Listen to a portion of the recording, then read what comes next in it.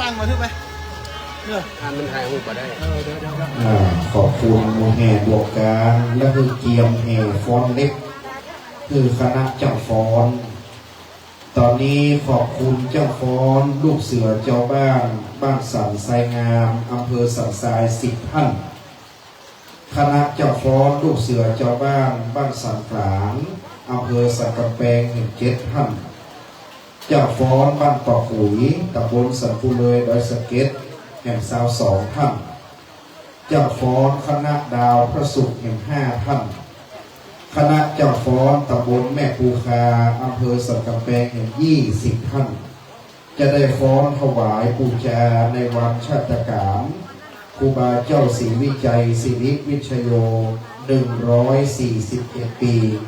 ครูบาเจ้าผู้มีคุณูปการต่อวัดพระปางพระนอนแม่ปูคาจะได้ฟ้อนสมโภชทุกปี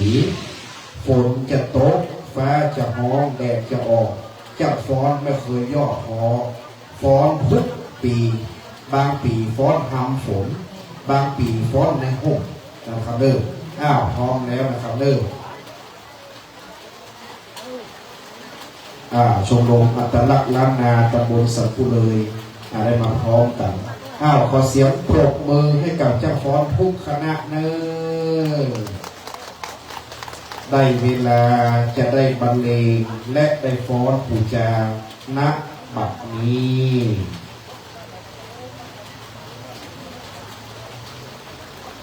ตื่นลงหน่อยเน้อ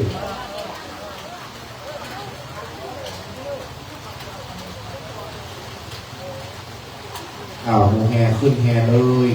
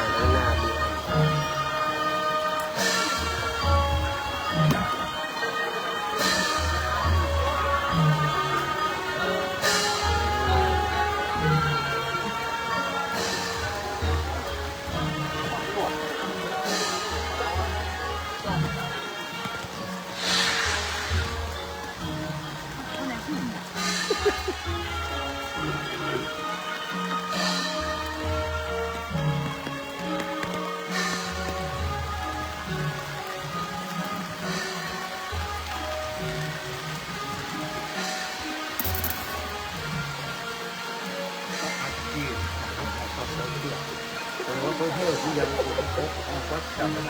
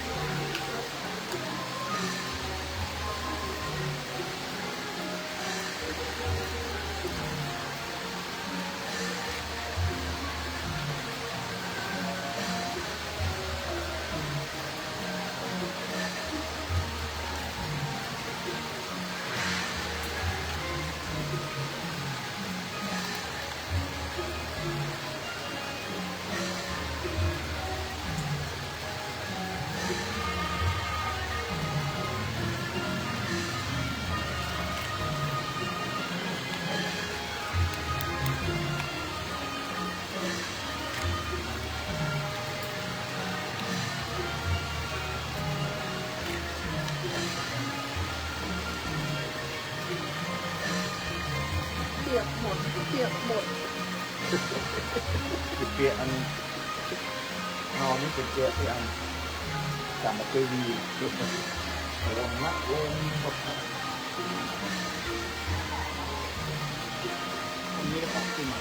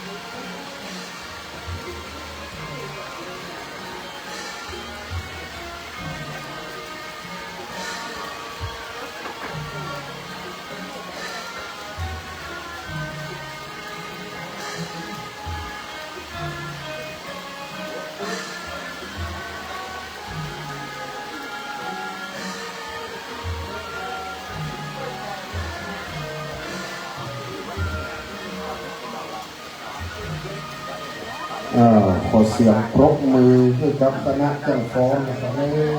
ทุกคณะ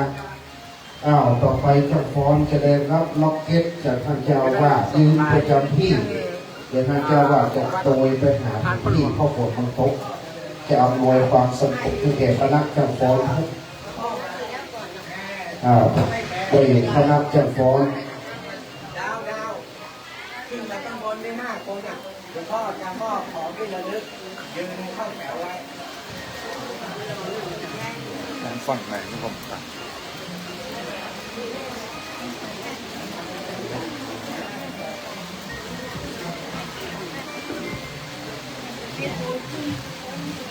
เจ้าตั้งไหนเรา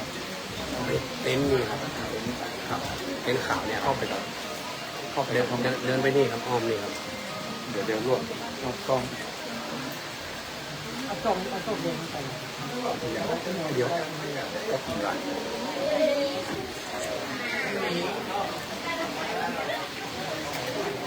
จำใจ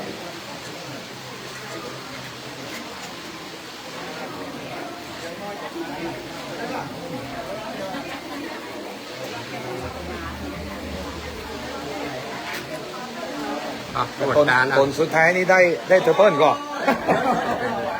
เจ้าฟ้อนลูกเสือเจ้าบ้านสันทรายงามอำเภอสันทรายเจ้าฟ้อนลูกเสือเจ้าบ้านสักกางอำเภอสักกะแปงเจ้าฟ้อนคณะอัตลักษณ์ล้านนา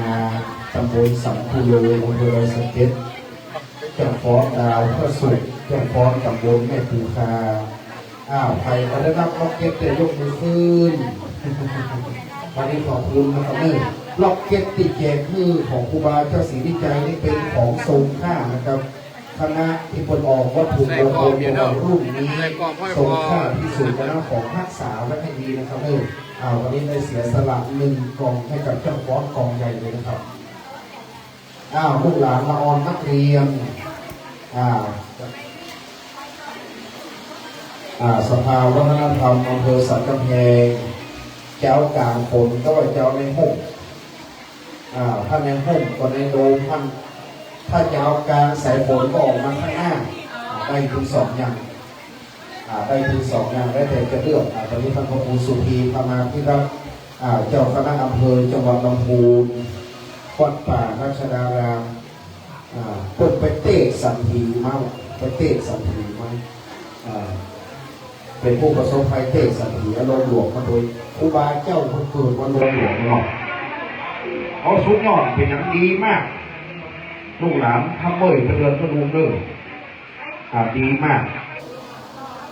เข้าเพลงแล้วว่าจะเข้าแหงถ้าเข้าแหงก็ขอแหงมองซึ้งเข้าเพลงหรอก็เข้าแหงหรออาจารย์เก่งเทียมแหงมองซึ้งเสียเลยเมาไว้หัวกาเขาได้จดหรือมาโดนจดพูดเองนั่งเด้อหัวกลางนั่งเด้อกายลายก้าลายนะครับเด้อมงแท้มงนะครับเด้อเสียงเมาเตรียมพร้อมวันนี้หมู่แห่ปฏิบัติหน้าที่จะถึงมากลุยเต็มที่พร้อมลูกหลานให้พร้อมนะลูกนะฟ้อนเป็นจริยะภูจามเป็นมงคลไม่ยืนตรงนี้พี่เขาไม่มาเป็นเพื่อนเลิกเพื่อร้องได้อยู่เจ้าของลูกหลานเยาวชนสภาวัฒนธรรมอำเภอสันกำแพงตั้งแถวพร้อมถวายบูชาครูบาเจ้าศรีวิชัยชาติการ147นะครับไหว้ครูบาก่อนสาธุน้อยถ่ายหลังน้อยได้ปะแน่แห่เสียงปรบมือลูกหลาน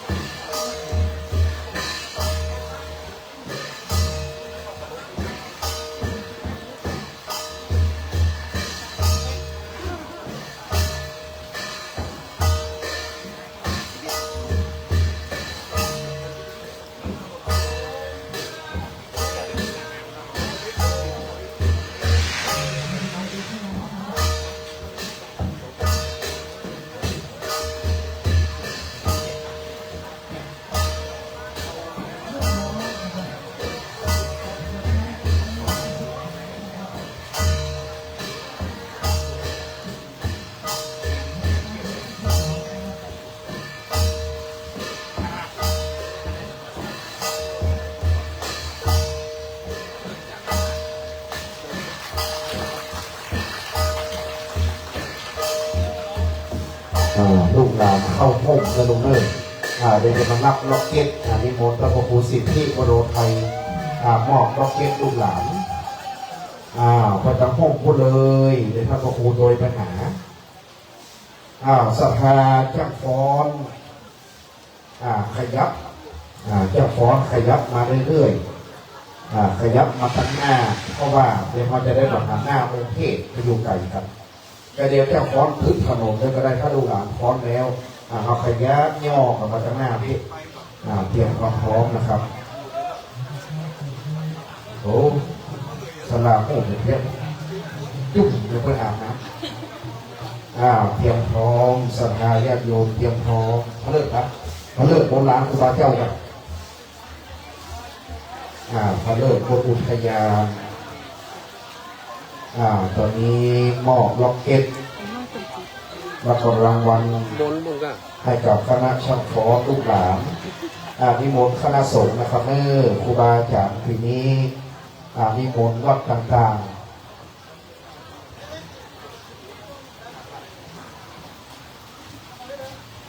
วัดพระนอนหนองพึ่งพระนอนปฏิทีนิมนต์ตะโกนเลยนะครับวัดจ่าจังปีกระเดียว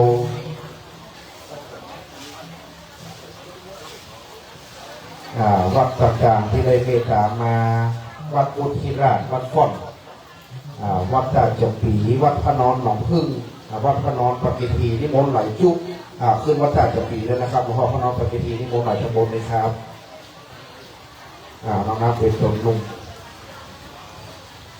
พระนอนหนองพึ่งจ่าจังปีพระนอนปฏิทีวัดสันกำใต้สันกำเหนือต้นเปาสันติกีหนานิมนต์นะครับวัดป่ารัชดารามมุทิราชวัดฟ่อน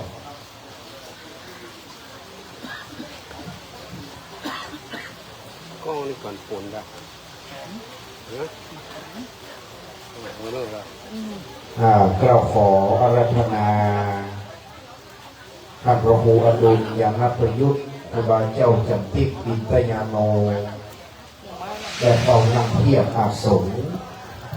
นิมนต์พระธีรานุธีระเจ้าคณะพระสังฆาธิการครูบาอาจารย์ทุกรูปที่เมตตาพักรับรองอยู่ในอาคารอุทยานครูบาเจ้าศรีวิจัยได้เข้านั่งเทียบอาสมรูปที่หนึ่งตั้งหน้ากระเดียวพระครูสิริปริยัตยานุสาด็อกเตอร์ท่านอาจารย์พระมหาดวงจันทร์พุทธศิโนรองเจ้าคณะอำเภอแม่แจ่มวัดปันแหวนจะเป็นองค์เทพเก้าอี้อาสมด้านหน้าครูบาเจ้าจันทิพย์วัดม่วงมัดไตอาสมแถวที่หนึ่งวัดพระนอนหนองพึ่งเจ้าคณะตำบลหนองพึ่งรูปที่สองท่านพระครูวรธรรมธีรพงศ์ครูบาเจ้าเก่งธรรมวัดต้าจับปีลูกศิษย์ครูบาหมอนเจ้าดวงดีสุภโภวัดพระนอนปากกิพีวัดสันกังใต้วัดต้นเปาสวินกีหนาวัดป่าราชดารามเจ้าคณะอำเภอจังหวัดลำพูนธรรมยุทธวัดบุญทีราชวัดฟ้อนแม่แต่จ้าหางดงนิมนต์นะครับครูบาอาจารย์แต่ละรูปแต่ละวัดนิมนต์นะครับ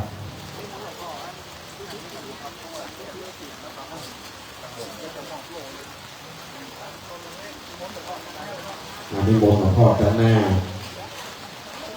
ขาดไปกี่รูปเหลือพระนอนขอนม่วงวันนี้นิมนต์พระนอนมดนะครับพระนอนหนองพึ่งพระนอนปะเกตทีพระนอนขอนม่วงพระนอนขอนตาลนะครับมันมีเมฆจ้อง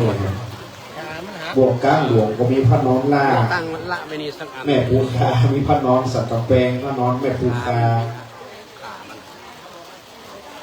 ประสางบัพพาราชดารามจะได้แบ่งพระนอนอีกองค์หนึ่งพระนอนเวลุขามกับพระนอนหม้อจ้างจะมีสองตีพระนอนหม้อจ้างป่าราชดารามจะเป็นพระนอนเวลุขาม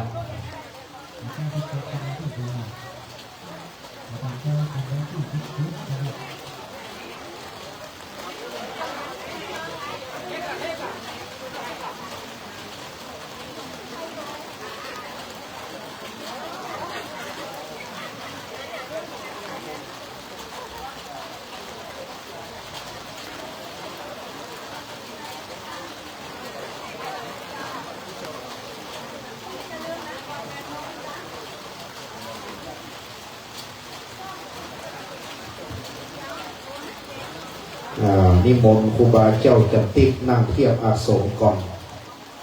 เราจะเริ่มพิธีการไปก่อน และนอกจากนั้นวันนี้ยังมีการมอบโล่รางวัลเกียรติคุณวันชาติการครูบาเจ้าศรีวิชัยสิริวิชโยบัดนี้ได้เวลาอันโสมเปิดกวงวาระโอกาสฉลองชาติการ147 ปีบารมีครูบาเจ้าสินธรรมศรีวิจัยสิริวิชโยตนได้มีคุณูประการต่อวัดพระปางพระนอนแม่ภูคาคราวครั้งนั้นครูบาเจ้าได้มานั่งเป็นประธานสร้างพระวิหารพระนอนใหญ่แม่ภูคาเอาไว้ประทับรูปเสืออันเป็นปีเกิดครูบาเจ้าเป็นสัญลักษณ์ว่าครูบาเจ้าศรีวิจัยได้เคยเดินทางมาเป็นประธานในที่แห่งนี้พระครูสิทธิวโรไทย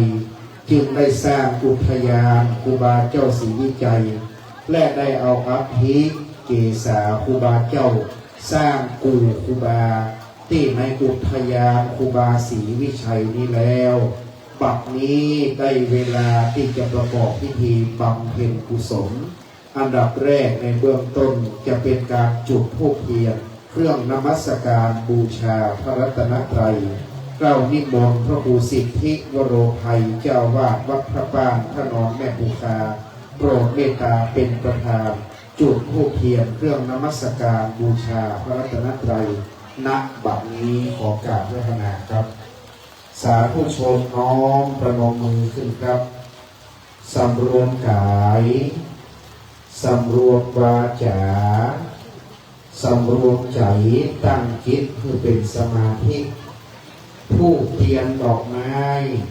ขอบูชาองค์พระนอนใหญ่แม่ภูคาอันศักดิ์สิทธิ์พร้อมด้วยพระธรรมและพระสงฆ์จากนั้นท่านพระครูจะได้ขึ้นถวายมาลัยดอกไม้ที่อนุสาวรีย์ครูบาเจ้าศรีวิจัยองค์ยืนเพื่อจะได้เป็นเครื่องบูชาสักการะต่อพระครูบาเจ้าศรีวิจัยเป็นลำดับต่อไปตั้งใจขอที่พระดวงวิญญาณแห่งครูบาเจ้าศรีวิชัยสิริวิชโยนักบุญแห่งล้านนาไทยโปรดเมตตาอนุโมทนาแด่ท่านพระครูสิทธิวโรไทยอันมีความกตัญญูกตเวทีต่อครูบาเจ้าทุกปีไม่เคยขาดบัดนี้กราบในเมตตาท่านพระครูสิทธิวโรไทย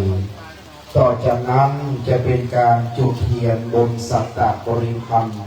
บูชาพระรัตนตรัยมีพระนอนใหญ่แม่ภูคา7 เล่ม7 ท่านด้วยความเคารพดังต่อไปนี้จะได้จุดเทียนที่บนสัตตพันธ์ตามลำดับที่1การบัดนี้นั้นขอเรียนเชิญท่านสจ.สรุชาจำรัดวุฒิกุลในนามท่านสมาชิกสภาองค์การบริหารส่วนจังหวัดเชียงใหม่เขตอำเภอสักกำแพงท่านสรุชาจำไว้ว่าสจ.เก๋อีเลิศห้องหน้าดีดังนั้นสจ.เก๋เป็นสจ.แกร่งแห่งสันกำแพง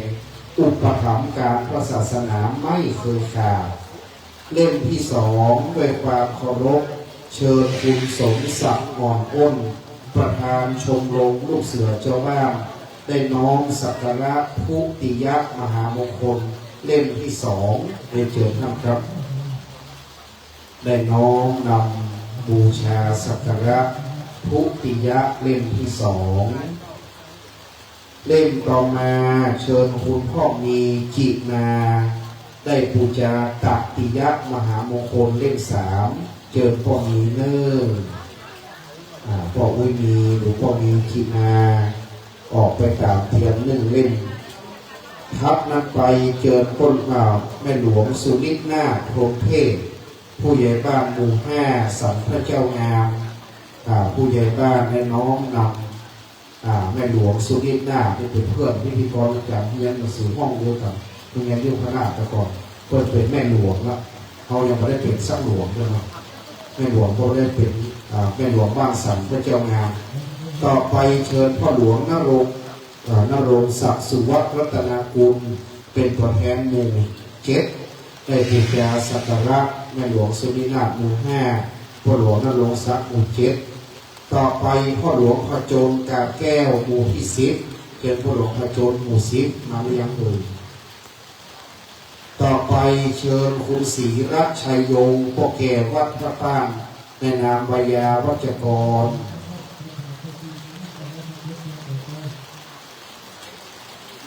จากนั้นเชิญพ่อหลวงก้าพริษพรหมเทพได้ขึ้นตามเตียนตามมารับนะครับในนามของผู้ใหญ่บ้านที่ดูแลมาโดยตลอดเชิญพ่อหลวงสุราพริษพรหมเทพ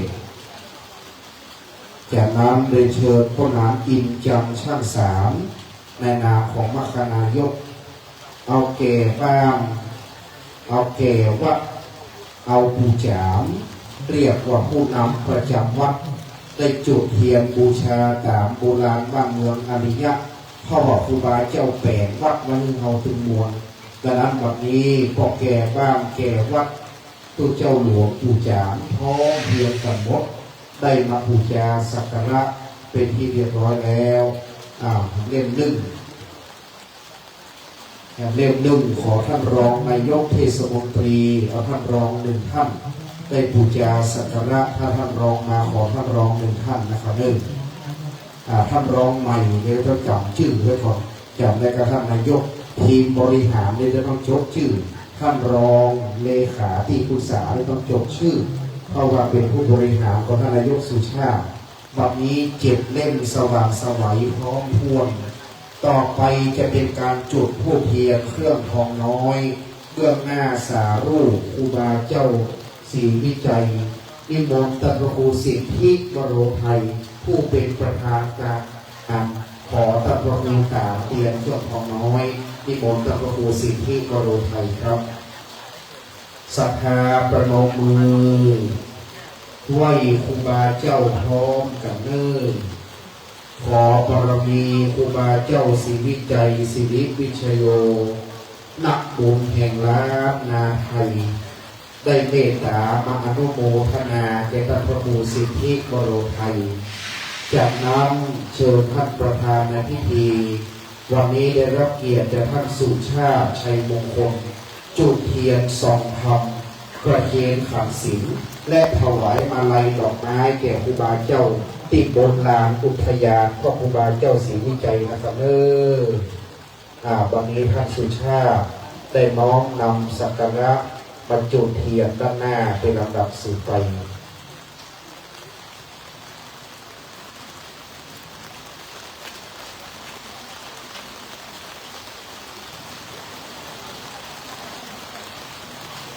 จากนั้นได้ยกขัดศีลเข้าประเคนถวายท่านพระครูอดุลยานประยุทธ์ครูบาเจ้าจันทิกรองเจ้าคณะอำเภอสันกำแพงท่านสุชาติขึ้นไปบนลานครูบาเจ้าและถวายมาลัยดอกไม้ที่อนุสาวรีย์ครูบาเจ้าศรีวิจัยสารูปครูบาและถวายมาลัยดอกไม้ที่สารูปครูบาเจ้าศรีวิจัยศิริวิชโยนักบุญแห่งล้านนาไทยเรานะครับสมมาเนี่ยครับน้ำย้อยนะฝนมาเติม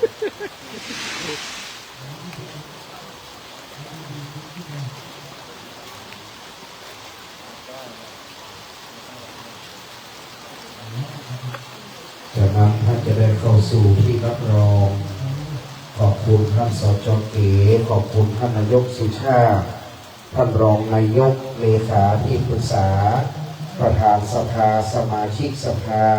เทศบาลเมืองต้นเตาทีมบริหารทั้งหมดกำนันผู้ใหญ่บ้านสารวัตรแพทย์ผู้ช่วยแก่วัดอาจารย์สภาติจองของวัดคือวัดบ้านพระนอนคือวัดบ้านสันจังมู่บ้านสันพระเจ้างามเป็นขบุอุปถาสันนิบาตทางเข้าครูบาเจ้าศรีวิจัยครั้งเมื่อได้มาแปลงวัดพระบ้านแปลงวิหารขอบพระนอนใหญ่เมืองสันกำแพงผู้เทียนดอกไม้เป็นเครื่องสักการะขอบูชาต่อพระรัตนตรัยเป็นสรณะที่เพิ่มสูงสุดและนบกราบพระนอนใหญ่แม่ปูคาศักดิ์สิทธิ์ตะวันออกเวียงพร้อมด้วยพระธรรมและพระสงฆ์มีครูบาเจ้าศรีวิจัยเป็นต้นกราบพระ สาธุชนกราบหนึ่งกราบสองกราบสามอิมินาสการเรนะพุทธังอภิปูชยามาอิมินาสการเรนะธัมมังอภิปูชยามาอิมินาสการเรนะสังฆังอภิปูชยามาอะระหังสัมมาสัมพุทโธภะคะวาพุทธังภะคะวันตังอภิวาเทมิสวากขาโตภะคะวะตาธัมโมธัมมังนะมัสสามิสุปฏิปันโนภะคะวะโตสาวกสังโฆสังฆังนะมามิมะยังพันเตติสระเนนะสหปัญจศีลานิยาจามาตุติยัมปิมะยังพันเตติสระเนนะสหปัญจศีลานิยาจามาตติยัมปิมะยังพันเตติสระเนนะสหปัญจศีลานิยาจามาโมตัสสะภะคะวะโตอะระหะโตสัมมาสัมพุทธัสสะนะโมตัสสะภะคะวะโตอะระหะโตสัมมาสัมพุทธัสสะนะโมตัสสะภะคะวะโตอะระหะโตสัมมาสัมพุทธัสสะนะโมตัสสะภะคะวะโตอะระหะโตสัมมาสัมพุทธัสสะนะโมตัสสะภะคะวะโตอะระหะโตสัมมาสัมพุทธัสสะนะโมตัสสะภะคะวะโตอะระหะโตสัมมาสัมพุทธัสสะพุทธังสรณังคัจฉามิพุทธังสรณังคัจฉามิธัมมังสรณังคัจฉามิธัมมังสรณังคัจฉามิสังฆังสรณังคัจฉามิสังฆังสรณังคัจฉามิตุติยัมปิพุทธังสรณังคัจฉามิตุติยัมปิพุทธังสรณังคัจฉามิตุติยัมปิธัมมังสรณังคัจฉามิตุติยัมปิธัมมังสรณังคัจฉามิตุติยัมปิสังฆังสรณังคัจฉามิตุติยัมปิสังฆังสรณังคัจฉามิตติยัมปิพุทธังสรณังคัจฉามิตติยัมปิพุทธังสรณังคัจฉามิตติยัมปิธัมมังสรณังคัจฉามิตติยัมปิธัมมังสรณังคัจฉามิตติยัมปิสังฆังสรณังคัจฉามิตติยัมปิสังฆังสรณังคัจฉามิปานาติปาตา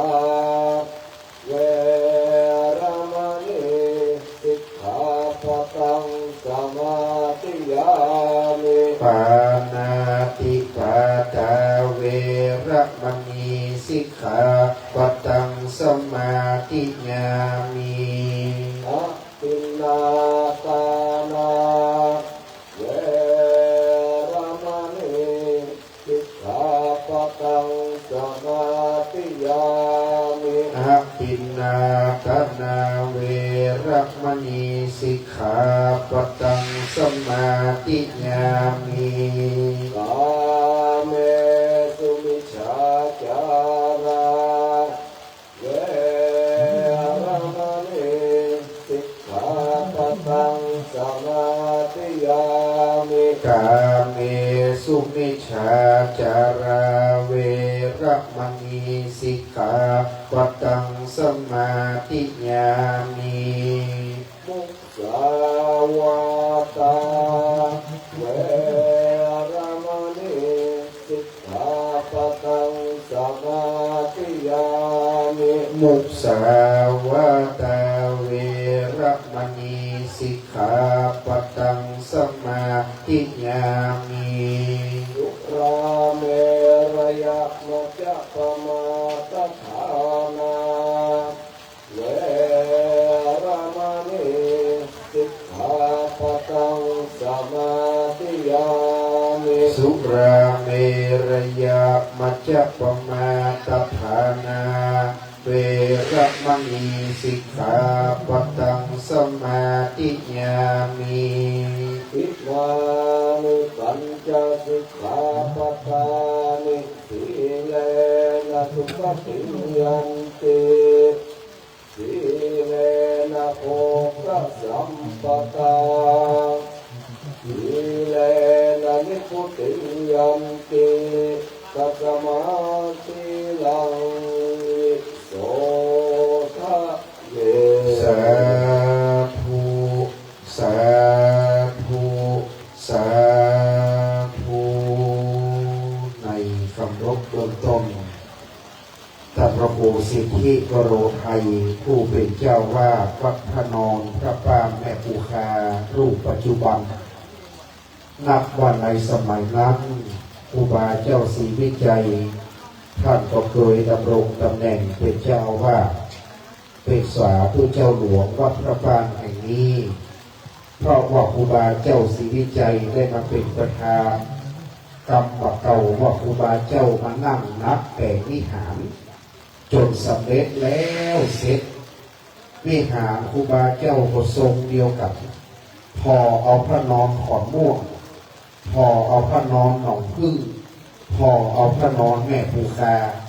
ฝีมือครูบาเจ้างดงามเพราะครูบานั้นท่านมีความชำนาญการด้านสถาปัตยกรรมการก่อสร้างสื่อศาสนาผ่านมา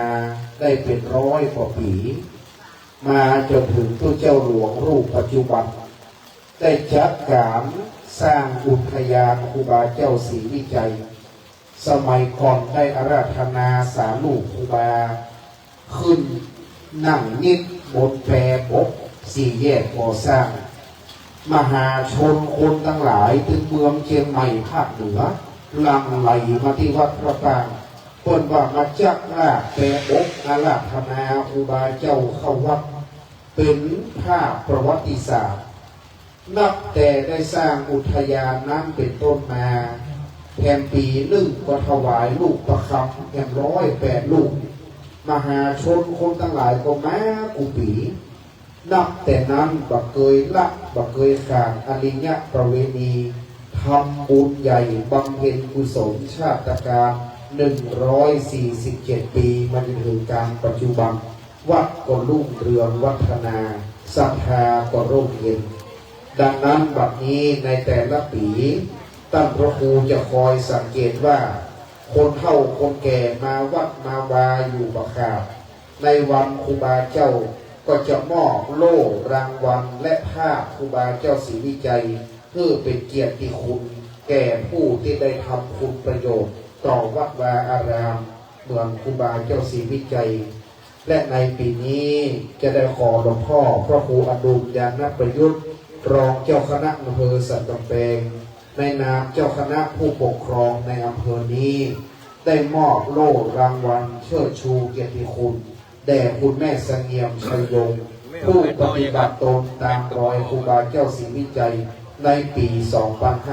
2568 นิมนต์ครูบาเจ้าได้เมตตามอบโล่รางวัล10 ใบนะครับนิมนต์คณะสงฆ์เจริญชยมงคลคาถา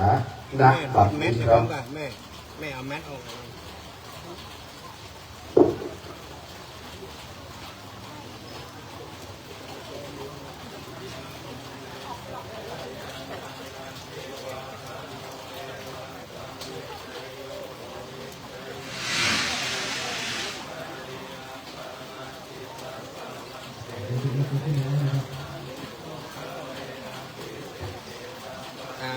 เรียบร้อย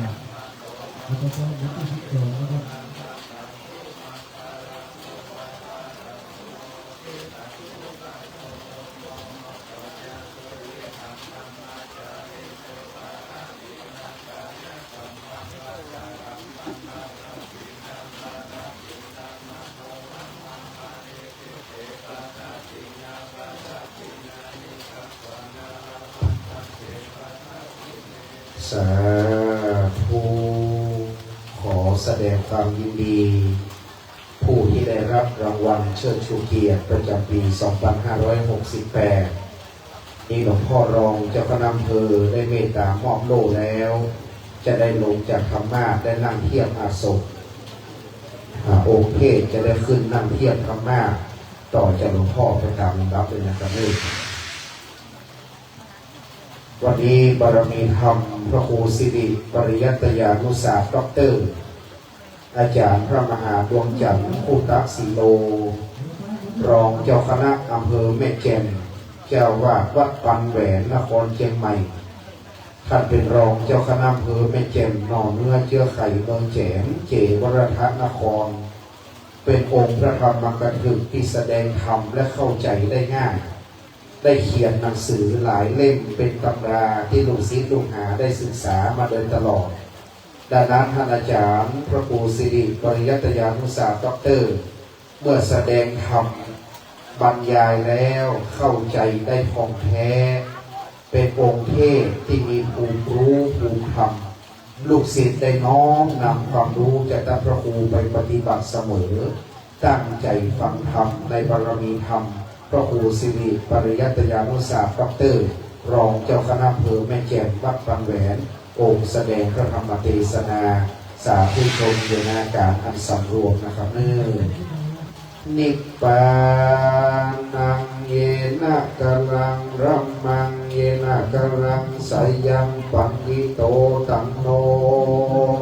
มะกังมุทิสิตุงธรรมังธรรมังมุตตมังธรรมะเตสิตังอนุกัมปิมังปัจจังอรัตนังกะโลมานะโมตัสสะภะคะวะโตอะระหะโตสัมมาสัมพุทธัสสะนะโมตัสสะภะคะวะโตอะระหะโตสัมมาสัมพุทธัสสะนะโมตัสสะภะคะวะโตอะระหะโตสัมมาสัมพุทธัสสะปูชาจะปูชนียานังเอตัมมังคารมุตตะมันติอิทิณโอกาสบัดนี้อาตมาภาพจะได้แสดงธรรมมีคาถาว่าด้วยบูชากถาเพื่อเป็นการบูชาคุณครูบาเจ้าศรีวิชัยนักบุญแห่งล้านนาไทยครูบาเจ้าศีลธรรมตนบุญที่กราบที่ไหวของเราตั้งทั้งหลายเนื่องในโอกาสครบรอบ147 ปีชาตการคือวันคล้ายวันเกิดครบรอบวันเกิดครูบาเจ้าศรีวิจัยถ้าครูบาเจ้ายังตน ยังอยู่ก็จะอายุได้147 ปี ในสมัยครั้งพระพุทธเจ้านั้นพระเถระบางตนอุบาสิกาบางคนอย่างนางวิสาขา พระอานนท์อายุ120 ปี จึงจะหมดลมหายใจพระเถระบางตนอายุ150 ปีบางตนอายุ160 ปีเช่น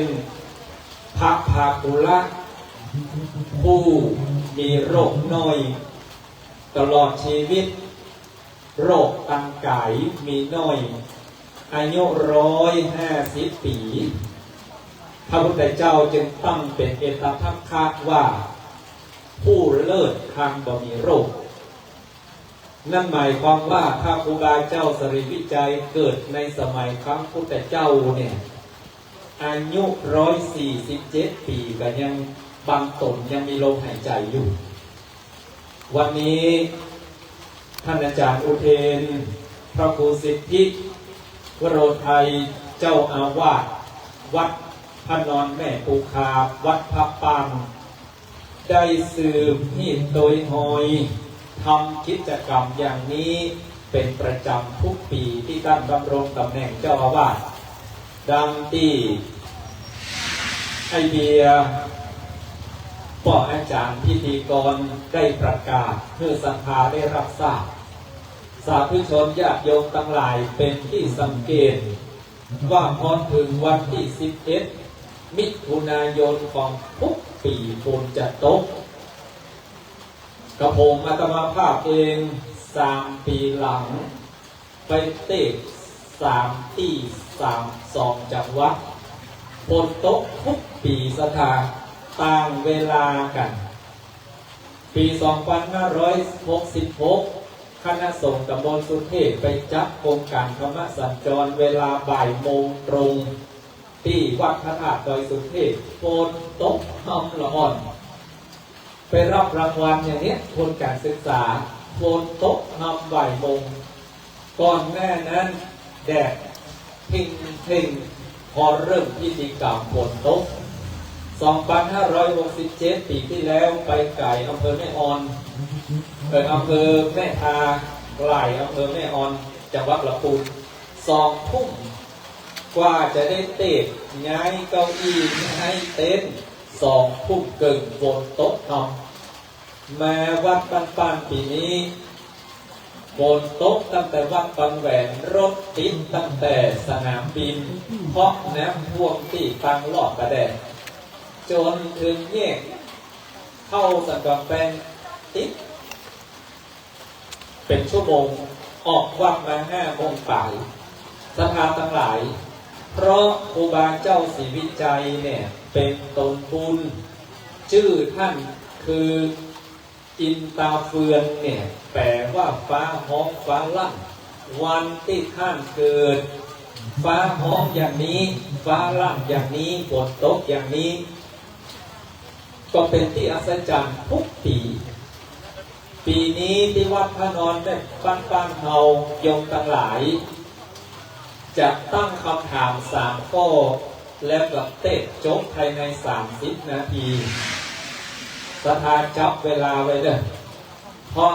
ทุกปีอุเทนบอกว่าศรัทธามีบุญดีมากันตั้งแต่เจ้าท่านอาจารย์เตะพอสมควรแก่เวลาก็เลยบอกทุกปีอุเทนว่า30 นาทีก่อนเนื่องตกลงกันตั้งแต่จะขึ้นธรรมะและนายโยมนะปกติเพิ่งไปขึ้นลำไยขึ้นลิ้นจี่ถ้ากำหนดเวลากันว่า30 นาทีถ้าเกินนั้นเพิ่งกับมือโอทีกันอันนี้ก็ทุกปีอุเทนก็จำไว้เนอะที่ไหนพี่เป็นสัพพีพยานถ้าเกินเวลาก็โอทีองเตะโยมบางเรื่องเสียโอทีของศรัทธาตั้งปัญหา3 ข้อวันนี้งานอะไรงานอะไรอย่าง2เนี่ยอย่างเราต้องจัดงานนี้3จัดงานนี้เขาได้อะไรอย่างถ้าเป็นภาษาไทยก็คืองานอะไรทำไมต้องจัดงานนี้จัดเพื่ออะไร 3. จับแล้วเราได้อะไรถ้าเป็นภาษาสายใต้แม่แจ่มบ้านอาตมาภาพปมปล่อยดอยเต่าต้นก็จะถามว่างานอาหารจับแล้วมันได้อาหารโยมตำปูนอาหารก็อาสังเพราะว่ากินตัวเน่าเสียงเป็นเนื้อหน่อยงานอาหารต้นจับเนี่ยอาหารจับแล้วจะได้อาหาร1วันนี้งานอะไรอย่างงานคล้ายวันครบรอบชาตการ147 ปีของครูบาเจ้าศรีวิจัยเพิ่นจะยกครูบาเจ้าศรีวิจัยนั้นเป็นบุคคลสำคัญของโลกจังหวัดลำพูนเพิ่นมีครูบาเจ้าศรีวิจัยตั้งแต่วัดบางปางมังเบลีวันนี้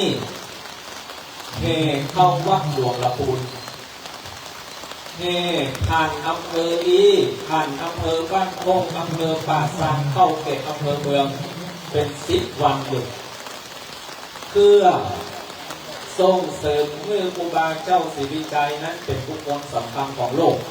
เสนอชื่อไปจะได้แต่งตั้งเป็นบุคคลสำคัญของโลกแล้วจังหวัดเชียงใหม่เขาเนี่ยที่วัดบ้านๆนี่จัดทุกปีเพื่อ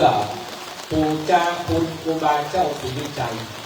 อาตมาภาพจึงยกคำนั้นพุทธเจ้าว่าปูชาจะปูชนียานังเอตัมมังกระมุตตมังแปลเป็นไทยว่าการปูจาคนที่ควรปูจา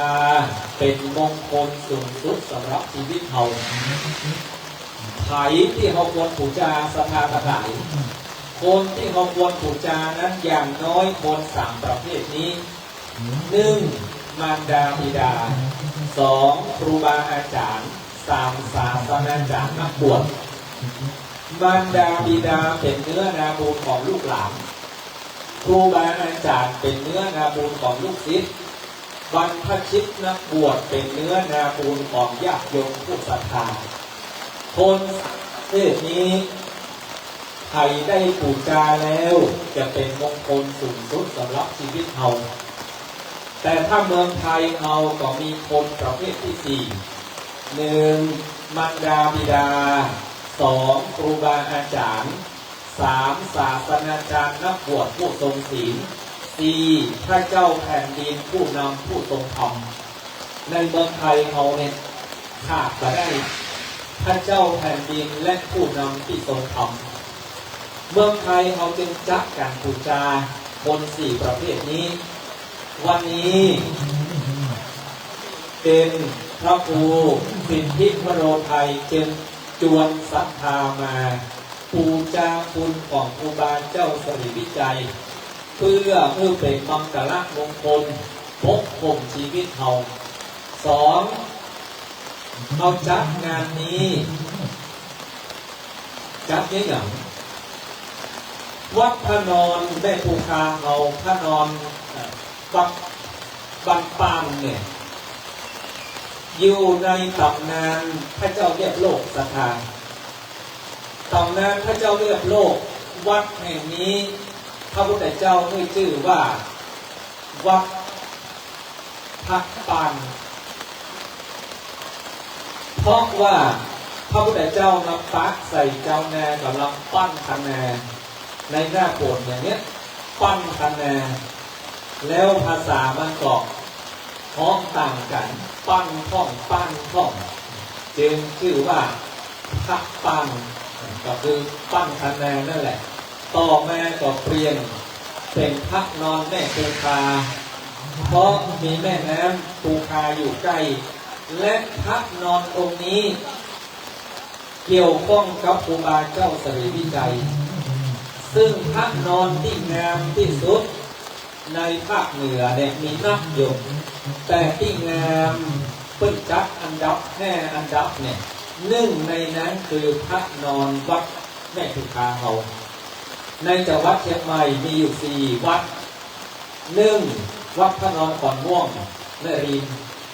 2. วัดพระนอนหนองพึ่งของครูบาเจ้าที่นั่งตรงสุดท้ายเนี่ยหลังตรงหัวหลังหลวงพ่อรองเจ้าคณะอำเภอสันกำแพงเนี่ยพระนอนหนองพึ่งสารปี 3. วัดพระนอนปาเกตตีสารปี 4. อยู่ตะปูนแห่คือพระนอนในภูคาเฮางดงามที่สุดในภาคเหนือเฮาและครูบาเจ้าศรีวิจัยยมมาอยู่ประจำนั่งนับได้ฟื้นฟูวัดพระนอนแม่คงคาซึ่งสุดล้างมาอยู่หลายปีเนี่ยเมื่อปี 2474 ครูบาเจ้าศรีวิจัยตอนนั้นเป็นสาธุเจ้าหลวงวัดพระศรีหลวงแล้วคณะศรัทธาสั่งกำแพงแม่คงคานิมนต์ครูบาเจ้ามานั่งนับแฝงวิหารพระนอนแม่คงคาเมื่อปี 2477 ก่อนที่จะไปบูรณะวัดสวนดอกวิหารวัดสวนดอกนั้นแต่ง 2475 มาพระนอนแม่คงคา 2471 ก่อนวัดสวนดอก4 ปีวิหารของวัดสวนดอกกับวิหารพระนอนแม่คงคาเหมือนกันครูบาเจ้าศรีวิจัยมอบหมายให้ครูบาข่าวตีเป็นผู้นำในการก่อสร้างพระนอนวิหารพระนอนแม่คงคาตามประวัติเป็นอย่างนั้นแล้วการแปลงของครูบาศรีวิจัยยมสลายจะสังเกตหันครูบาเจ้าจะเป็นนักอนุรักษ์ทรัพยากรธรรมชาติจะมาใช้ไม้หลีกเลี่ยงในการตัดไม้นักที่สุดครูบาเจ้าใจอย่างสถาลองไปทอที่ติดที่มือครูบาเจ้าจะแปลงวิหารหลวงมอกใดใจปุ๋นใจปุ๋นวิหารบอกว่าจะเป็นตรงเป็นแหวงเป็นอะไรอย่างใจเป็นก่อนตำบลเนี่ยโยมวัดพระนอนแม่คงคาเฮากระบี่ทุกแห่งที่ครูบาเจ้าศรีวิจัยไปแต่งเป็นใช้ปุ๋นเป็นคานตำบลหล่อหันชัดที่สุดคือพระนอนแม่คงคาเฮากับวัดสวนดอกโยมแล้วเราจะโชว์ลวดลายจะมองนี้เพดานปิดไว้นั่นคือฝีมือครูบาเจ้าศรีวิจัยท่านมานั่งนับอยู่วัดท่านนอนแม่คงคาเฮาเนี่ยสร้างปี 2477 โจนเป็นลักเป็นฐานแล้วต่อมาปี 2481 ครูบาเจ้าศรีวิชัยของมรณภาพยงวัดปีตอนที่มาอยู่วัดพระนอนแม่คงคาเฮาที่พระนันเบียบอกว่านับว่าเป็นต้นหลวงได้เพราะว่ามันนั่งนับก่อนมรณภาพประมาณ 5-6 ปีเท่านั้นเพราะครูบาเจ้าศรีวิจัยอายุ60 ปีเกิดปี 2421 มิถุนายน 11 เดือน 6 2421 มาอยู่พระนอนแม่คงคาเฮา 2477 ยมเกิดวันที่ 11 ปี 21 มาแม่คงคา 71 เน้นโยง3 รอบแล้วเนอะเลข1นี่นะ11 21 71เป็นปิ้นเอาโมเดลเด้อสถานทั้งหลายด้วยเหตุนี้พระนอนแม่คงคาเฮาจึงหรือว่าเป็นวัดที่ครูบาเจ้าศรีวิจัยนั้น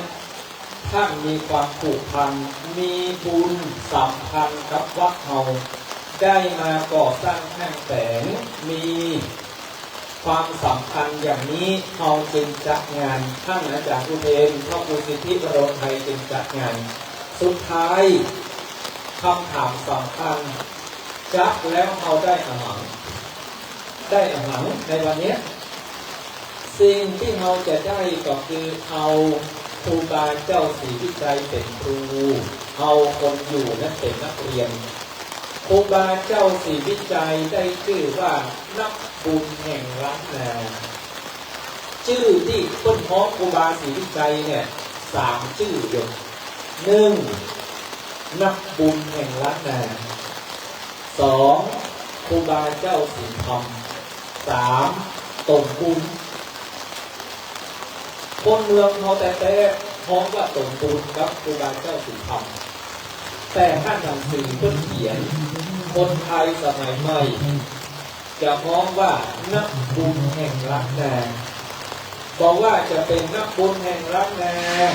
ครูบาเจ้าศรีธรรมหรือว่าตนบุญเกาะพ้องเพราะว่าคุณธรรมที่มีอยู่ในครูบาเจ้า4 ข้อโยมครูบาเจ้าศรีวิชัยมีคุณธรรมนักหนาปาปั้นบำเพ็ญบารมีมานักหนาปาปั้นแต่บารมีธรรมที่ครูบาเด่นชัดนั้นจนเพิ่นมองว่านักบุญแห่งล้านนาเพราะบำเพ็ญตามนักบารมี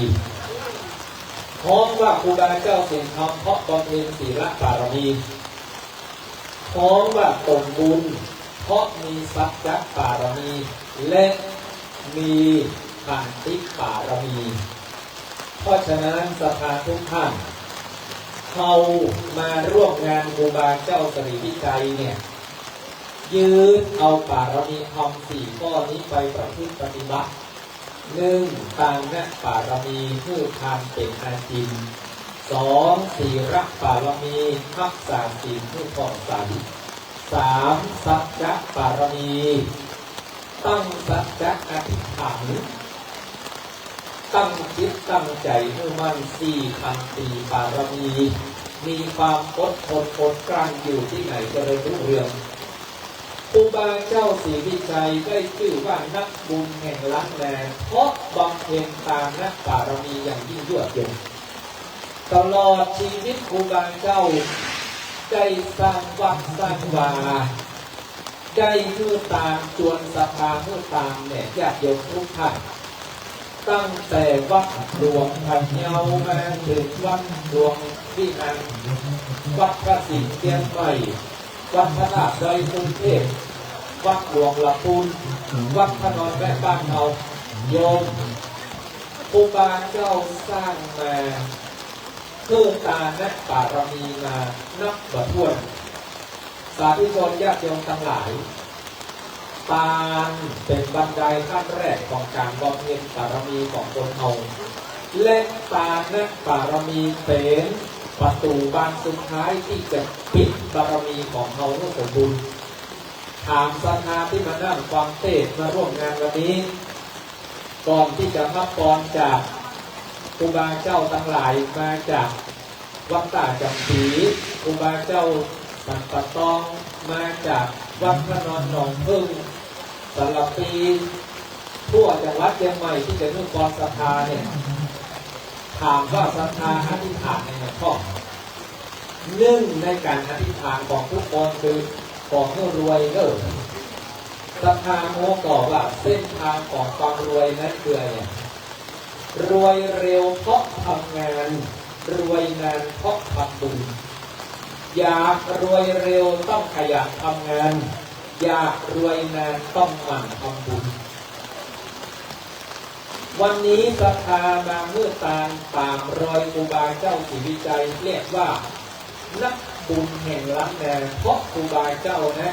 เพื่อตามอยู่ตลอดเพราะตามนักบารมีเป็นบันไดขั้นแรกของการบำเพ็ญบารมีและเป็นประตูบานสุดท้ายที่ปิดบารมีที่สมบูรณ์อยู่พระเวสสันดรชาติสุดท้ายของพระพุทธเจ้ายิ่งด้วยตานักบารมีนั่นคือปิดประตูแล้วก็ไปเกิดเป็นพระพุทธเจ้าจะต้องมาเวียนว่ายตายเกิดของแล้วเพราะฉะนั้นวันนี้ศรัทธา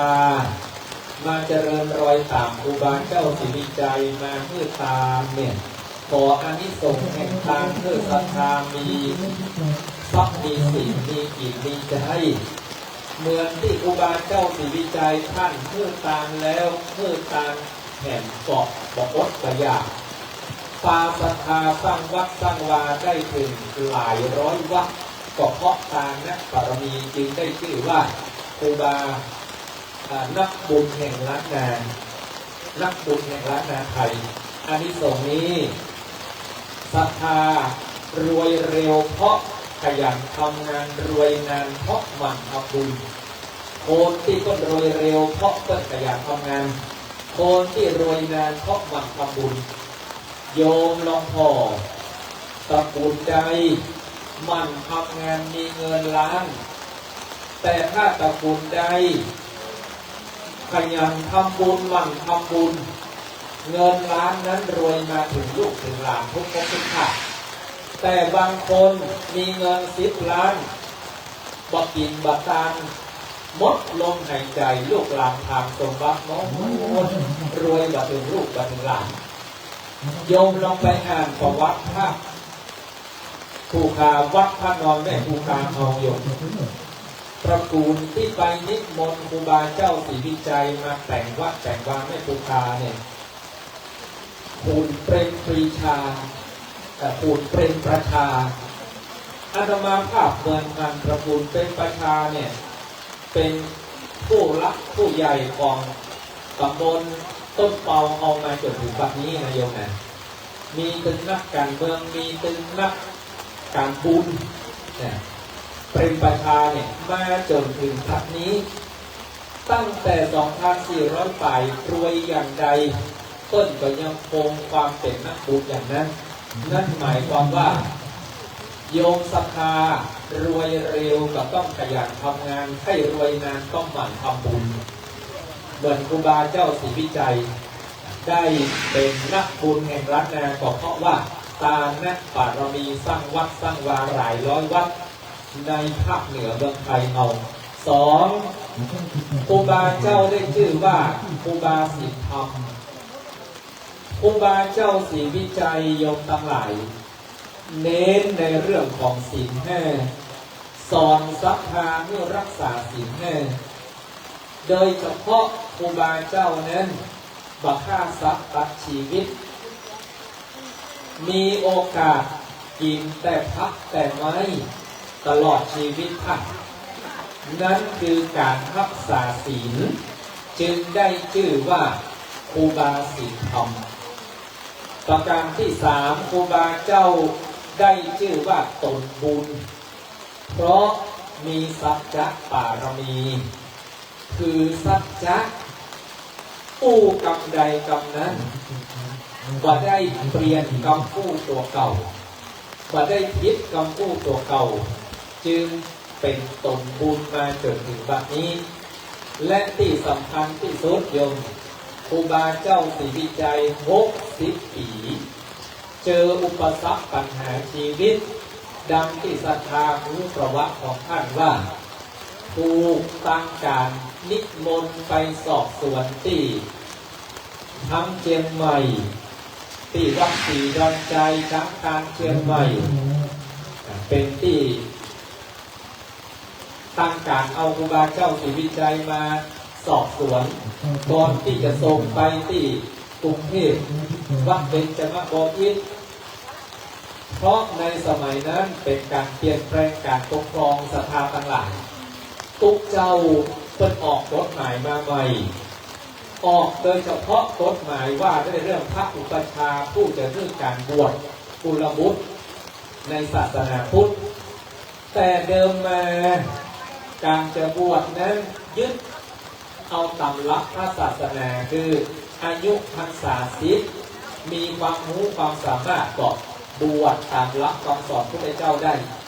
แต่พอกฎหมายคณะสงฆ์มาจากกรุงเทพเมืองไทยบัญญัติว่าคนจะบวชที่เรียกอุปัชฌาย์จะต้องได้รับการแต่งตั้งจากคณะสงฆ์แล้วสมัยก่อนมันบ่มีอินเทอร์เน็ตยังบ่มีการสื่อสารโดยอย่างอีกข่าวสารกว่าจะมาถึงแจ้งใหม่ละพูนว่าเพิ่งเปลี่ยนแปลงอย่างนั้นก็ใช้เวลาบนนะครูบาเจ้าศรีวิจัย ท่านก็ยึดถือประเพณีเดิมตามหลักพระธรรมวินัยคือการบวชกุลบุตรเปิ้ลก็ว่าผิดเพราะกระทำตามคำสั่งที่กฎหมายออกไว้ก็เลยเป็นเรื่องสืบสวนครูบาเจ้าแต่สุดท้ายเมื่อสืบสวนแล้วก็มีความผิดแต่ตลอดเวลาศรัทธาทั้งหลายครูบาเจ้าศรีวิจัยใช้ขันติความอดทนบัดทะเลาะเบาะแว้งกับไผเปิ้ลจะว่าอย่างใดก็แล้วแต่เปิ้ลแต่พอศึกมาแล้วสุดท้ายครูบาเจ้าศรีวิชัยบอกมีความผิดจนอายุ60 ปีปารมีธรรม4 ประการนี้จึงปรากฏมาจนถึงปัจจุบันเฮาตั้งหลายวันนี้จึงมายกย่องวันหนึ่งครูบาเจ้าศรีวิจัยได้ชื่อว่านักบุญแห่งรัตนาเพราะยิ่งด้วยตาและปารมีธรรม 2. ครูบาเจ้าศรีวิจัยได้ชื่อว่าครูบาเจ้าศีลธรรมเพราะยึดในศีลธรรมกรรมฐานขององค์สมเด็จพระสัมมาสัมพุทธเจ้าอย่างเคร่งครัด 3. ครูบาเจ้าศรีวิจัยได้ชื่อว่าตนบุญเพราะมีสัจจะปารมีกู้กรรมใดกรรมนั้นจึงเป็นตนบุญแห่งรัตนาเฮาครูบาเจ้ายึดในขันติธรรมบ่มีการโกรธการเกลียดขัดแย้งกับผู้ใดเฮาตั้งหลายจึงยกย่องครูบาเจ้าอย่างนี้ขอญาติโยมสาธุชนทุกท่านที่มาวันนี้ได้น้อมนำเอาครูบาเจ้านั้นเป็นครูเฮาคนอยู่นั้นเป็นนักเรียนวันนี้เฮามางานอะไรอย่างงานครบรอบ147 ปีชาตการครูบาเจ้ามาเนี่ยอย่างมาปูจาคุณครูบาเจ้าเนื่องจากท่านเกี่ยวข้องกับวัดพระนอนในบูชาดังที่เขาได้ทราบแล้วเข้ามาแล้วได้อาหารได้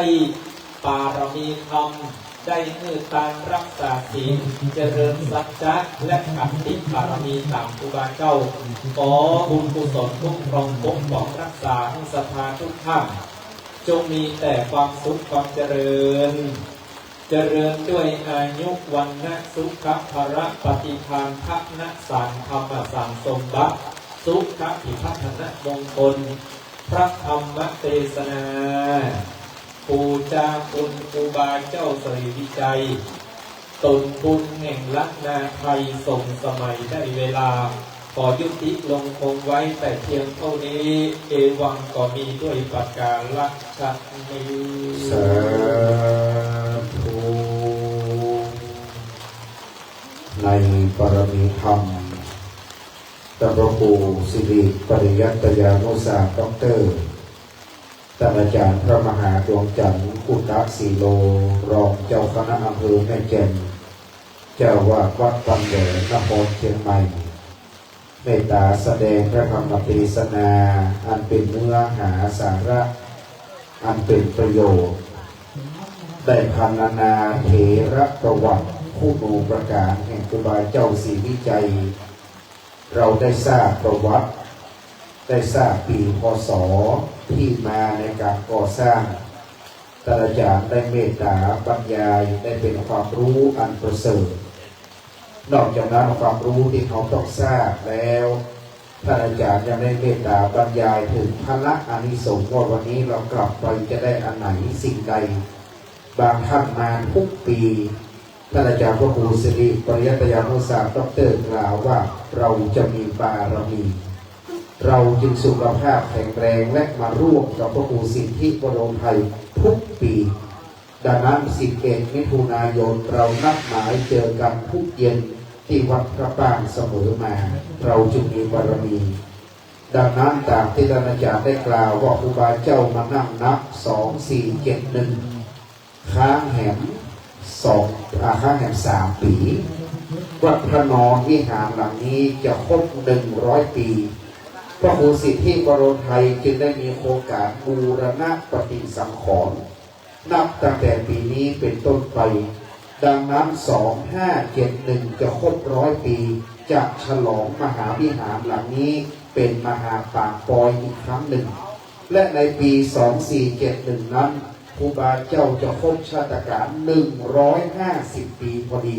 จะฉลองชาตการ150และได้เสนอชื่อครูบาเจ้าเป็นบุคคลสำคัญของโลกจะสำเร็จในปี 2571 พอดีดังนั้น 2571 จะเป็นงานที่ใหญ่ที่สุดที่ท่านพระครูสิทธิวโรไทยได้วางแผนเอาไว้ให้สมเจตนารมณ์ดังนั้นสภาเขาอยู่ให้ถึง100 ซาวเหมือนกันหมดจะมาฉลองมหาวิหารด้วยกันวันนี้ด้วยความงดงามเรียบร้อยจะถวายทายธรรมบูชากันเพศเชิญคุณราณีเลิศอรุณบริษัทราณีใจแน่นกินจำกัดน้อมนำถวายทายธรรมบูชากันเพศเชิญคุณราณีด้านหน้าทำหน้าเลยครับวันนี้โมทนาหากคุณวรวัฒน์ตันตนนท์รับชมไลฟ์สดคุณสมศักดิ์คณะปีชนันท์คุณสุพรวัฒน์คุณสุรภูมิศิรินันท์คุณพลฤทธิ์คุณสุดาวันคุณสุมาลีคุณชวดลคุณไพดินคุณจรินด้วยนะครับที่ได้รับเป็นเจ้าภาพคุณราณีเลิศอรุณได้น้อมนำถวายครับจะได้รับพรส่วนของการเทศ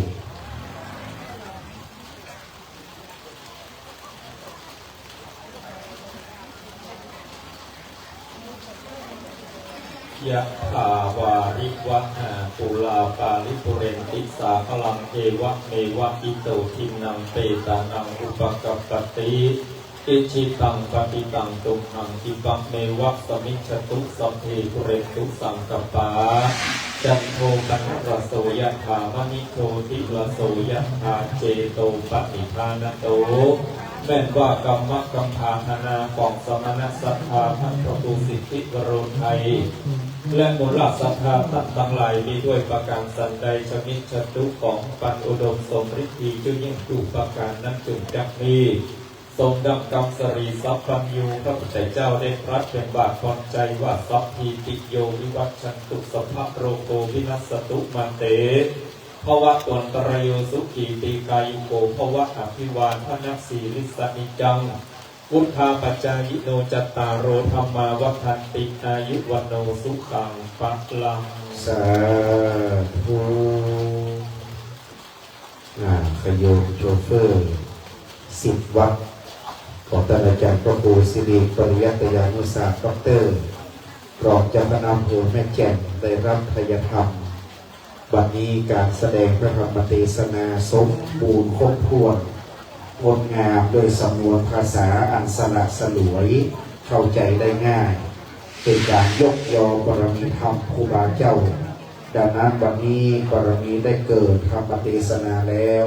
ต่อจากนี้ไปท่านพระครูอดุลยานประยุทธ์ครูบาเจ้าจันติกรองเจ้าคณะอำเภอสันกำแพงจะนำพระสงฆ์สู่มาติกาเป็นลำดับต่อไปครับนะโมตัสสะภะคะวะโตอะระหะโตสัมมา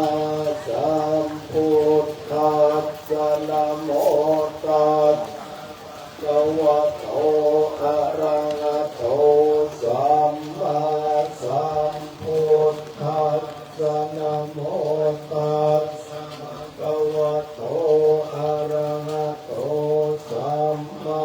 สัมพุทธัสสะกุศลธรรมะ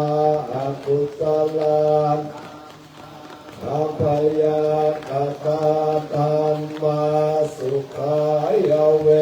ทนายสัมปยุตตาธรรมะทุกขายเวทนายสัมปยุตตาธรรมะทุกขมสุขายเวทนายสัมปยุตตาธรรมะวิภากธรรมะวิภากธรรมะธรรมะเนววิภากวิภากธรรมะธรรมะอุปาทินุปาทานิยานอนุปาทินุปาทานิยาธรรมะอนุปาทินานุปาทานิยาธรรมะส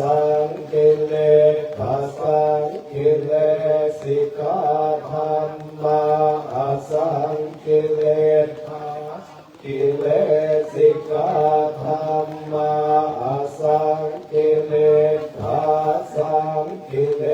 สิกาธรรมาสวิตังกัสวิจาราธรรมาอวิตังกวิจารมาตาธรรมาอวิปักกวิจาราธรรมาปิติสังขะธรรมาสุขสังขะธรรมาอุเบกขาสังขะธรรมาทัสสะเนนะปะหาตัมภะธรรมาภา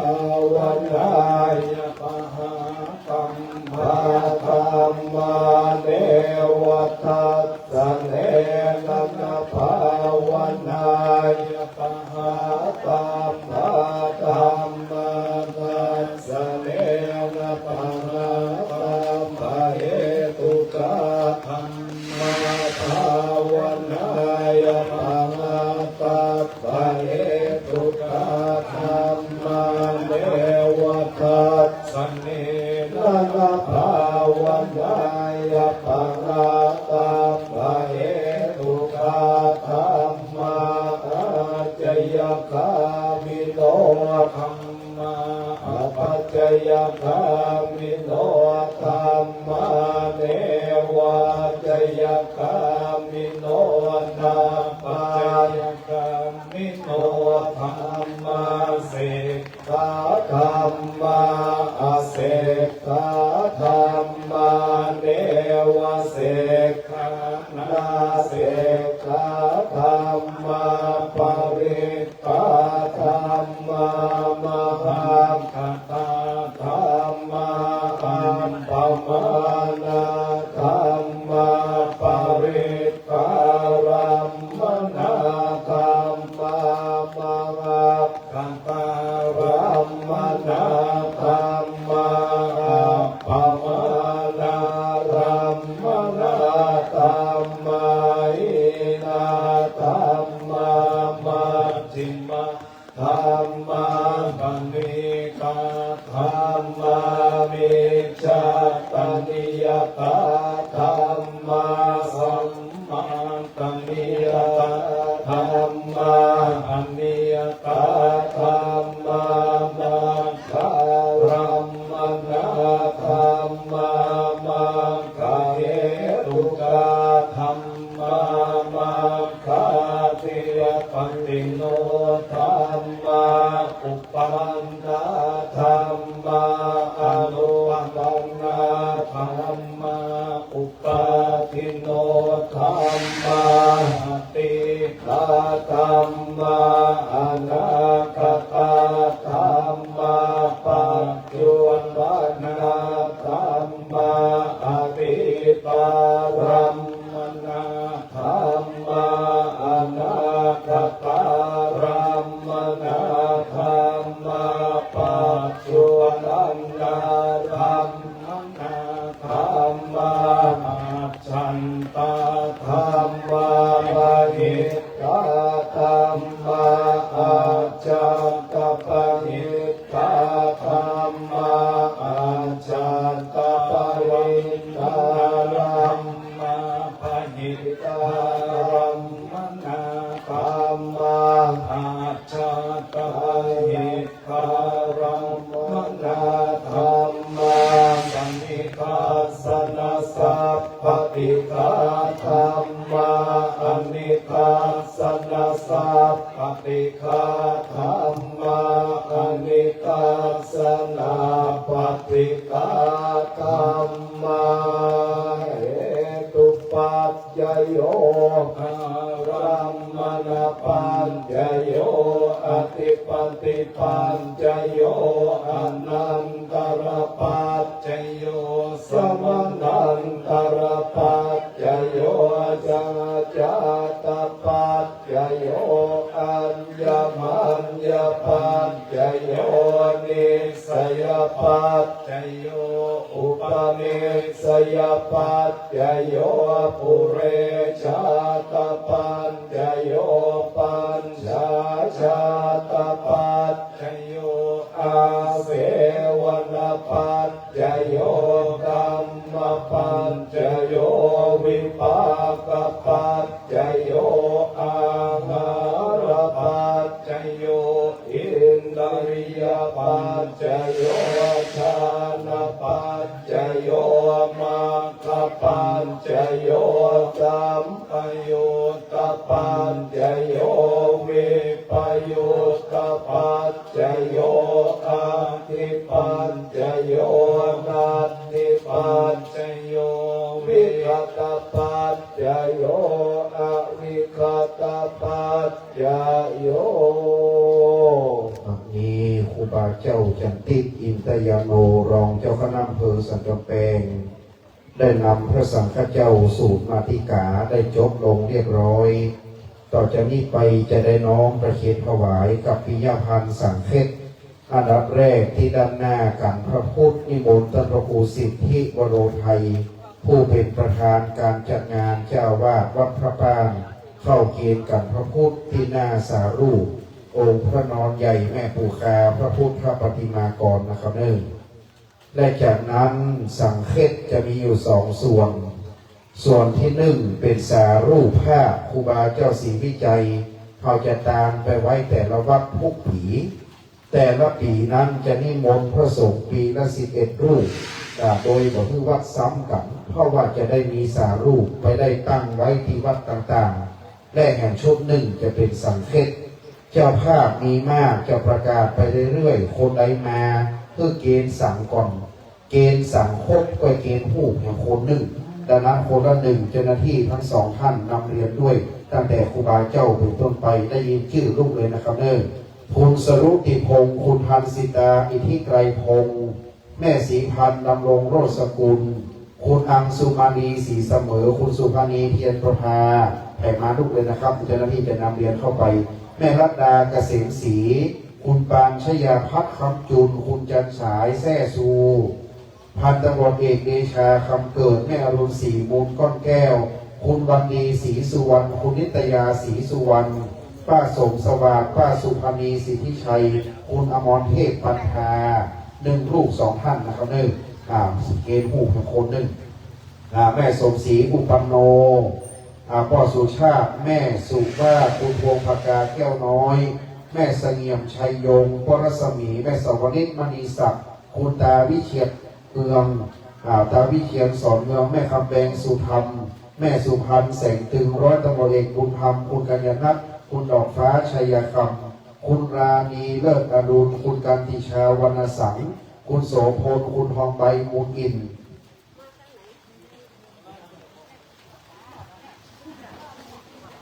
คุณจรัสคุณพันไรคนหลวงคุณกัลยาโลเลอร์คุณสักนรินคุณการมณีปินตาคุณอภิมลปัญญาเยาคุณไพวันคุณปริญญาคุณพิชยาจุมพิษคุณปิยะคุณศรีจมสังขาวคุณธีรวัฒน์คุณธิดารัตน์หญิงพิชยธิดากัญญาณีนายณรงค์นางรัตดาวันเรืองเทพนายบุญชูนางทองสายทาโปปินนายสุพลนางอารีขันปัญญานายสุวัชชัยนายปรัตกรขันปัญญาถ้าใครมาต่อจากนี้เราจะเกณฑ์หูนะครับแม่ภูมิทรัพย์ปัญญาดาอาจารย์ปณิตอาจารย์การุณจุฑาเกตพันเอกดิเรกคุณนิสากรคุณอัญญาดาจุฑาเกตพ่อสมวนแม่ขันแก้วพรหมเทพนายประยูรนวัฒนานายคุณากรมโนคำพ่ออ้ายคุณสุภาวดีเสาคำคุณกันนิดาพรหมเทพคุณพระชมนสิทธิสารคุณการัญญาภาคุณมณีวันพ่อหลวงสุราษฎร์นิดแม่หลวงสุรินาถพรหมเทพแม่หลวงรุจิดาธานาแม่สมกิจพันตำรวจเอกกฤษณัยชัยโยเข้ามาเกณฑ์หูนะครับนายอโนชาจันทร์พิสุแม่ริมแม่คำมาวงงามบ้านหนองฟ้าแม่ริมนายสรพงษ์นางแดงจันทร์พิสุแม่ริมแม่คำปันกันพัฒนานางสุมาณีนายชัยรัตน์นายธนาดลจันตะคุณปวริษาสุวรัตนากูลยายสุภาพขโมจันวัฒนาคำพิมพ์คุณสุภาวดีวันตาคุณจตุรโชคโยนอักษรนางบัวนำจองแสนคำนายไกรสอนอินทปวนคุณสมบูรณ์พัฒนกุลคุณอนุรักษ์คุณมณภาเด็กชายไกรวิทย์คุณสัมพันธ์พมิตรคุณภูวดลปานีนางสุมาลีเงินถาคุณสิริเพนปัญญาเพิ่มผู้ช่วยศาสตราจารย์ดร.จริน รองศาสตราจารย์พัชรีสวนแก้วคุณอัธสิทธิ์จงเจริญกิจคุณคมเดชโคสิทธิ์เกษมสุขคุณชลธรคุณสันติเกียรติพดุงคุณธัญลักษณ์พักษพรคุณชวดลวุฒิศิรินุกูลยุทธนาหางดงคุณจินตพรผู้ภัยจิตกุลคุณทัศนีชัยวงศ์แม่สมรักนายเฉลิมบุตรเด็กชายพีรพัฒน์ระดาพัฒน์นางรัตดานายธีรรัตน์ชัยพรพัฒนานายมงคลนปภาแม่ขวัญหน้าชัยยงคุณสมบูรณ์เดียวเจริญชัยร้านเฟอร์นิเจอร์คุณปณิสราโยธาคุณธนาวุฒิเนชะคุณมนเทียนรอบรัตนศิลป์คุณพรพิษรวัฒนสกุลพ่อหลวงพจนแม่หลวงวณิชยากาบแก้วคุณลุงฟ้าประภาสีพวกอินแสงนายอานนท์ยานธรรมเบศเครื่องครัวคุณเพ็ญศรีคุณปีเตอร์คุณวาลแคทรีนเทนแรงครอบครัวม่วงสวัสดิ์คุณขวัญหาไทยตะวิชัยรัตนวัฒน์นนทวีวงศ์คุณทวีศักดิ์แสนปัญญาคุณนวลสวัสดิ์สุวรรณประเสริฐคุณนครินทร์ระดาพัฒน์คุณปรินาศรีมูลคุณนหัสไทยนายนเรศนางกันตานุพัฒน์คุณนัทกรวรรณก้อนคุณสรพงษ์คำสิทธิ์นายวิทยวัฒน์อินทวงศ์นางสาวชัญญาสังเย็นพ่อบุญธรรมแม่อุไรขันปัญญาแม่โมกี้ดีกันฮะพ่อเลื่อนศักดิ์แม่พันนภาปันอินทองคุณแม่กัญจนายาทโนแม่สุวรรณยะตานายบุญเดชนางกุศลีแก้วนันตานางจันเพ็ญปิงจันคุณศิริรัตน์คุณวิรัตมหาวงศ์คุณดวงมณีปิงจันคุณลิศราลังสีนายมณิษฐ์ทาโปปินแม่อนงกันท่าทองแม่สีมาอินอุแก้วคุณนำไพชมชวนแม่จำนงชัยผลพ่อชะลอแม่จุลีหลวงมอยยายดามูลก้อนแก้วนายเดชานางสุพัฒชาตรีอึ้งสมบัติดีนางเลยใจมั่งตามีกินานางสีวันยะฟูลพ่อเฉลิมแม่พินดีปัญโยขอบคุณเจ้าภาพที่ได้รับเป็นเจ้าภาพสังฆทานต่อไปนี้พระสงฆ์จะได้นุโมทนาอยากน้ำหมายตามรับพรอันประเสริฐจากพระเจ้าประสงค์สิไปนะครับนี่นิมนต์ตักพักครับ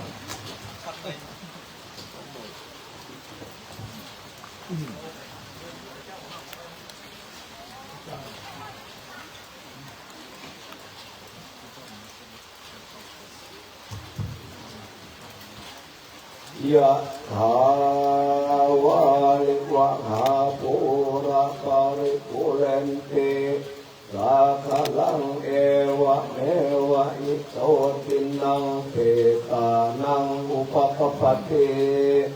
อิจิตังปะทิตังตุมังคิปะเมวะสมิจฉตุสัพเพปุเรนตุสังฆปาจันโทปนะระโสยะถามณิโชติระโสยะถาโยวิวัจจันตุสัพพะโลกโควินาศสันตุมาเตภวัตวันตรายโยสุขีติกายุโกภวะอภิวันสิริสนิจังวุตตาปัจจายโนตารโอธรรมวัฏฐาน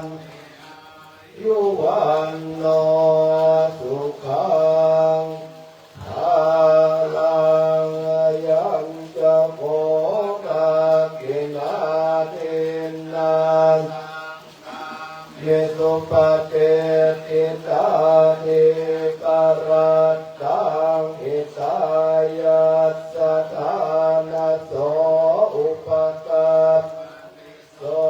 ยติธรรมโมจะยังนิทัสเปตานะปุจาจักตาอุลาลาภลันจะเพิมโนปะเทนังตุมเหปุญญังสัสสุตังปะการติรัตนตยานุภาเวนรัตนาตยเตจะสาธุข้าพยาเวลาโสกา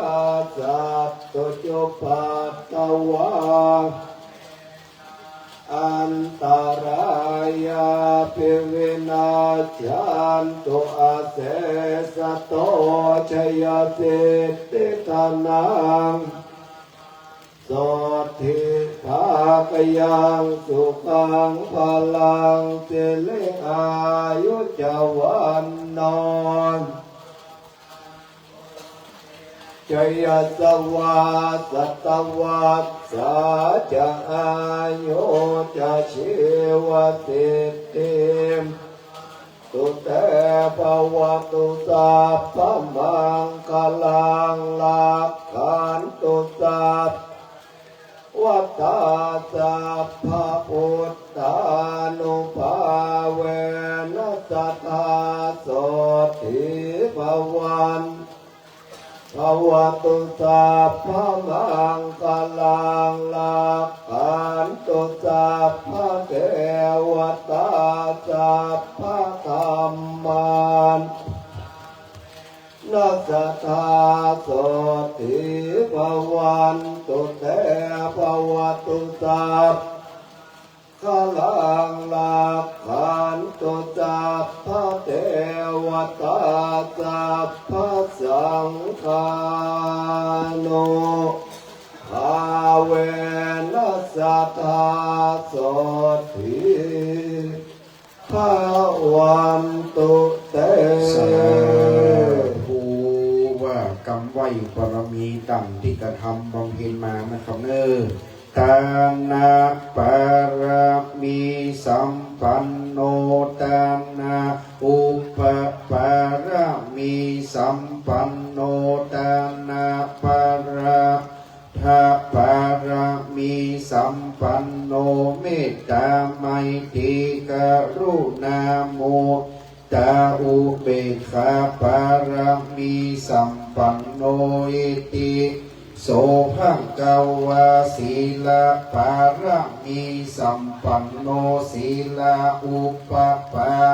มีสัมปันโนศีลปารมัทธปารมี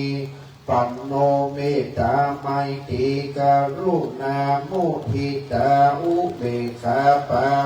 มีสัมปันโนอิติปิโสภังกาวานิขัมมะปารมีปันโนเนขัมมาอุปปารมีสัมปันโนเนขัมมาปาราทาปารมีสัมปันโนเมตตาไมตรีกรุณาทิตาอุเบกขาปารมีสัมปันโนอิติปิโสกาวาปัญญาปารมีสัมปันโนปัญญาอุปปารมี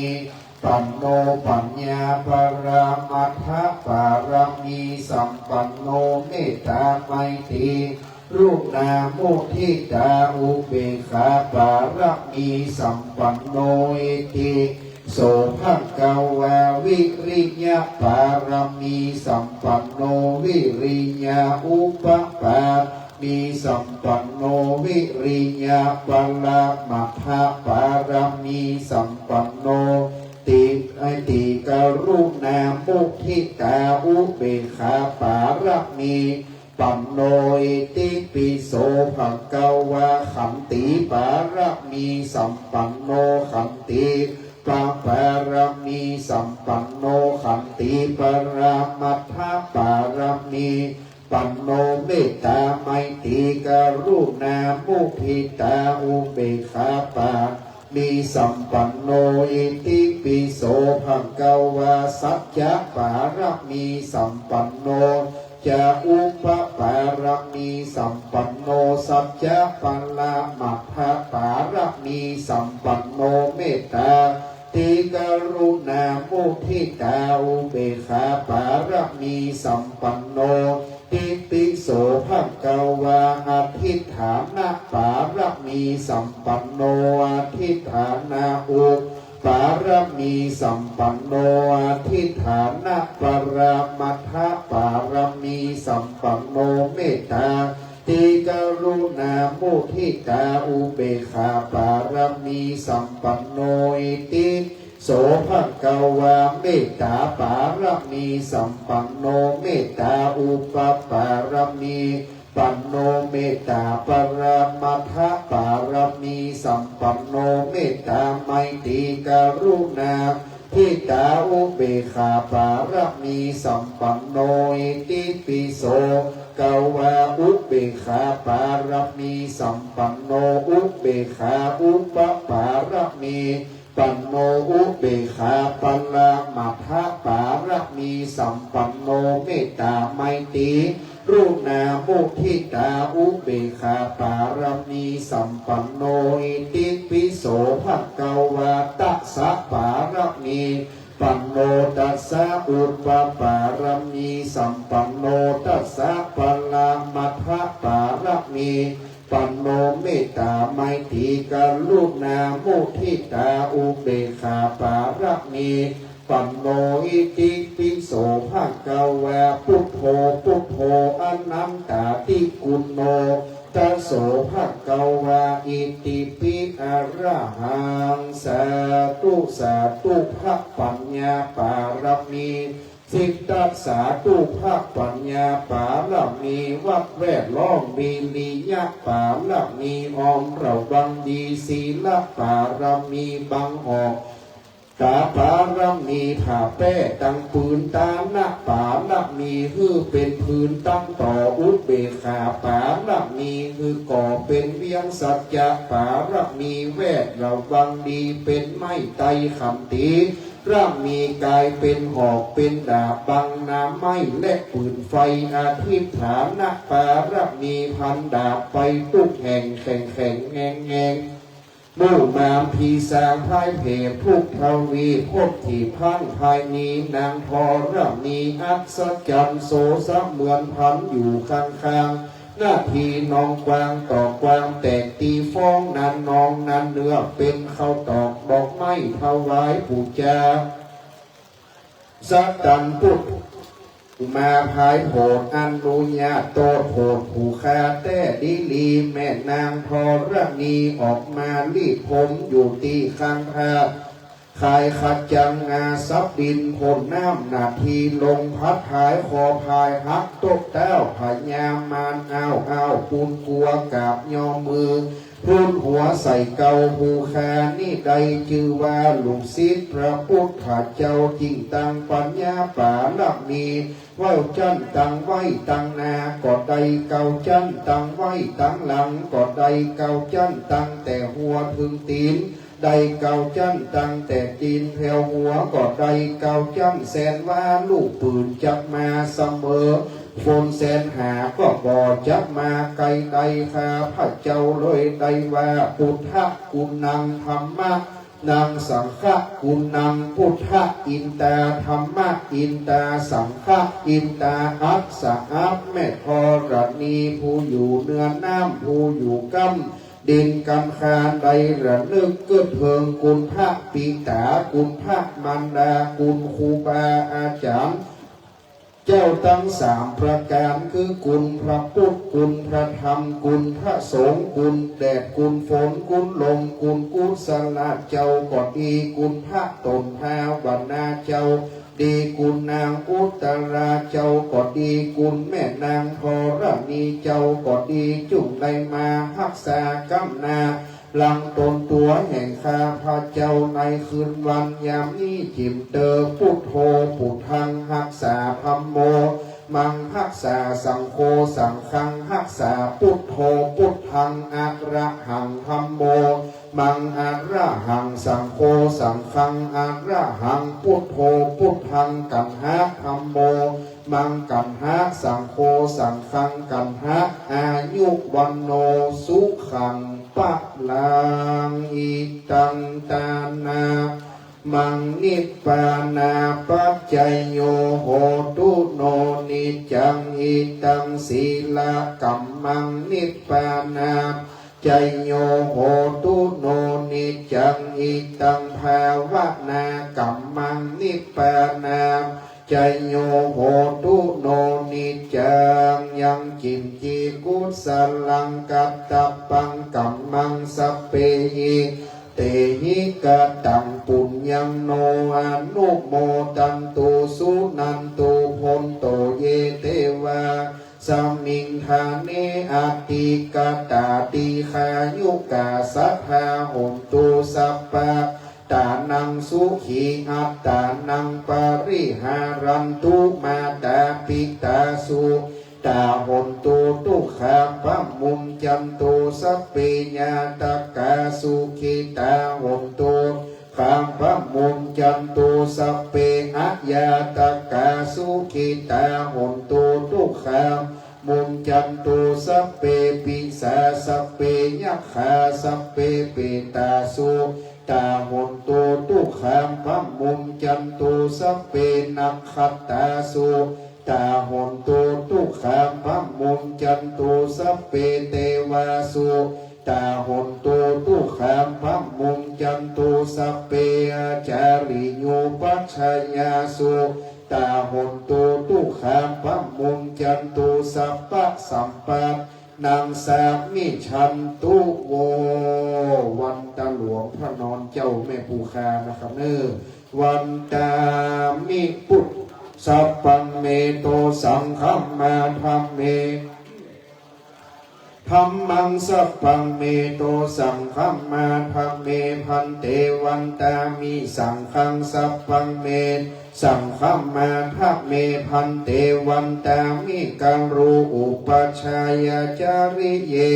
ปังเมโตสังฆมาธัมเมพันเตวันตามิกัมมัฏฐานังสัพเมโตสังฆมาธัมเมพันเตวันตามิอาราเมปัฏฐสีมายังปังเมโตสังฆมาธัมเมพันเตวันตามิเจติยังสัพพังปัฏฐานเนสุปฏิทิตาสลีราธาตุมหาโพธิงรูปังสักกัลลังสัตตานากะโลเกเตวะโลเกพระมาโลเกจัมปูติเปลังกา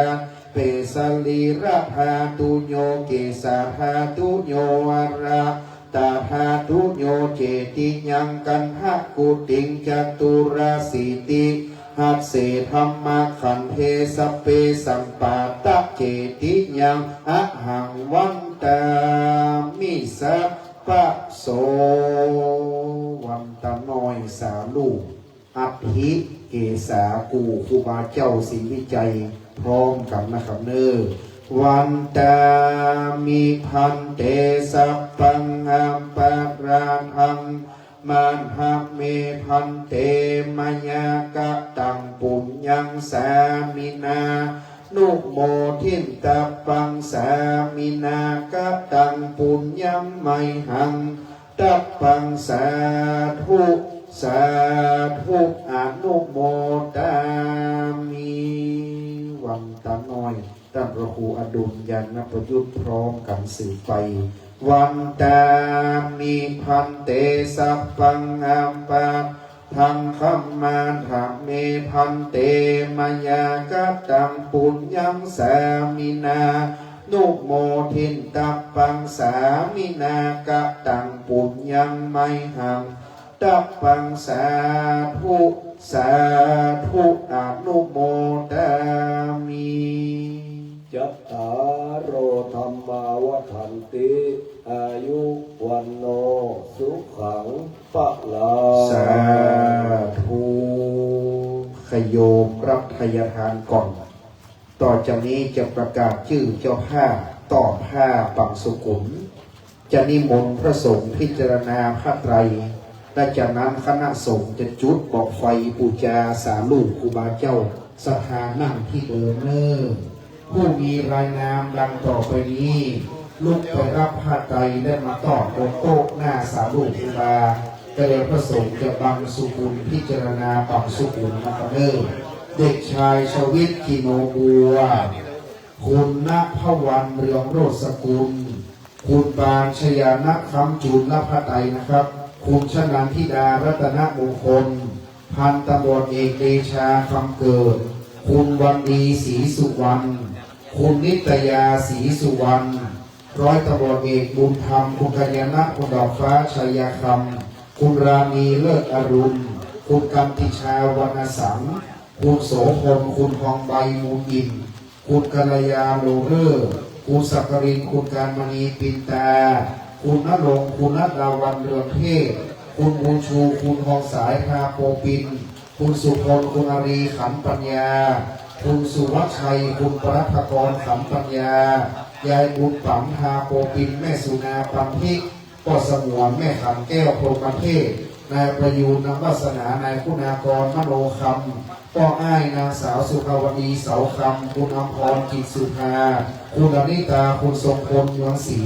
ได้รับพระไตรคุณธัญรัตน์ล่าคำคุณกันนิดาพรหมเทพนายการัญญาภาพมณีวันต้นอภิษแม่หลวงสุนิจนาถพรหมเทพแม่หลวงลูกกิรดาธานานายนิตแพ้รำคุณพิสินมูนาวันพันตรีสนิทคุณรัชดาพรสุภาผล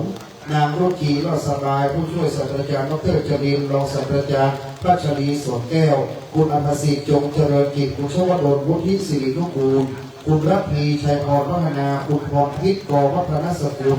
คุณขวัญหไทยตะวิชัยคุณรัตนวัฒน์ลงพรีวงศ์คุณรัตดาคุณธีรรัตน์ชัยพรพัฒนาแม่สิริพรพรหมเทพแม่สุนทรีพรหมเทพคุณนักรินทร์ระดาพัฒน์คุณปรินาศรีหมูใจงัวแก้วชัยบานนายวิทยวัฒน์อินทวงศ์นางสาวธัญญา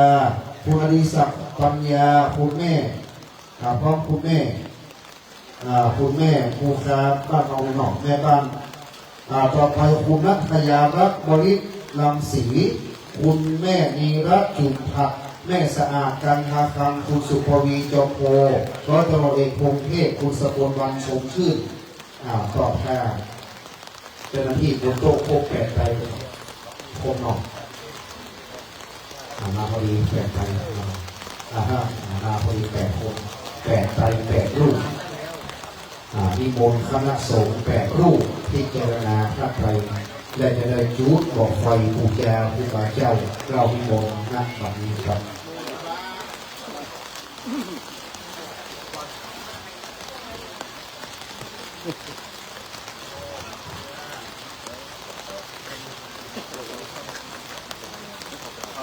ชุ่มเย็นชุ่มเย็น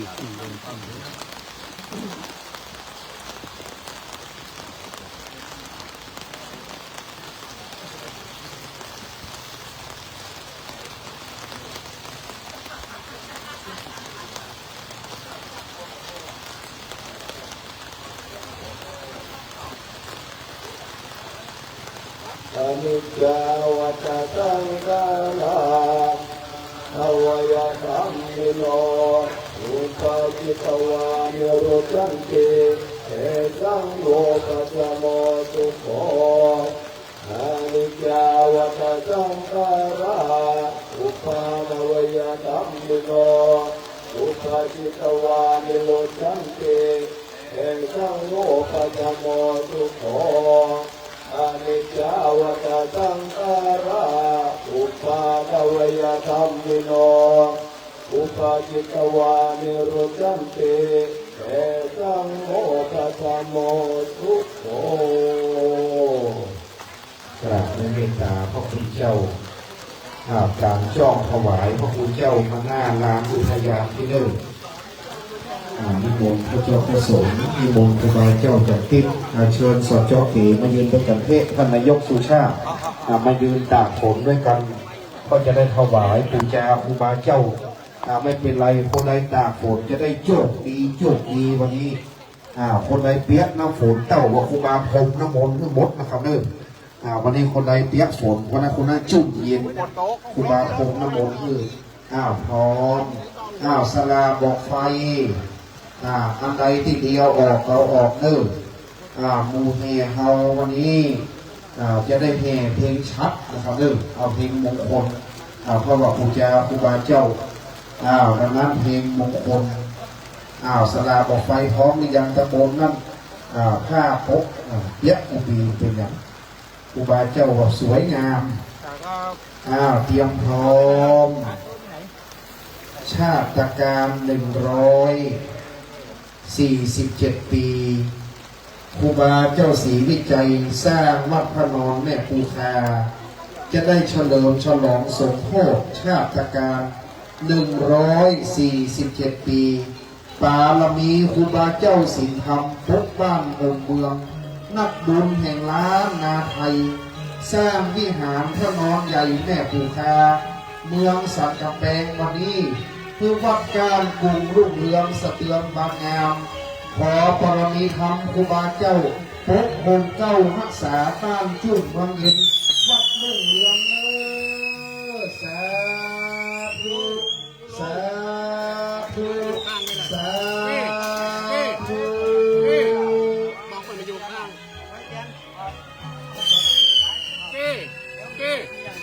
งอกโมแน่เลย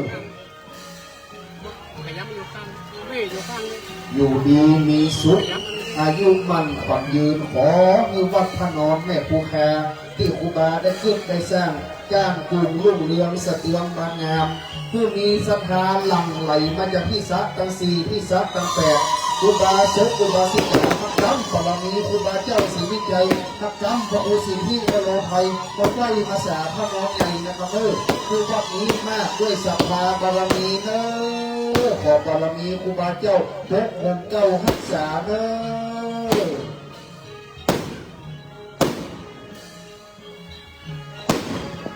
มหาชนคนทั้งหลายมาหอบไฟเน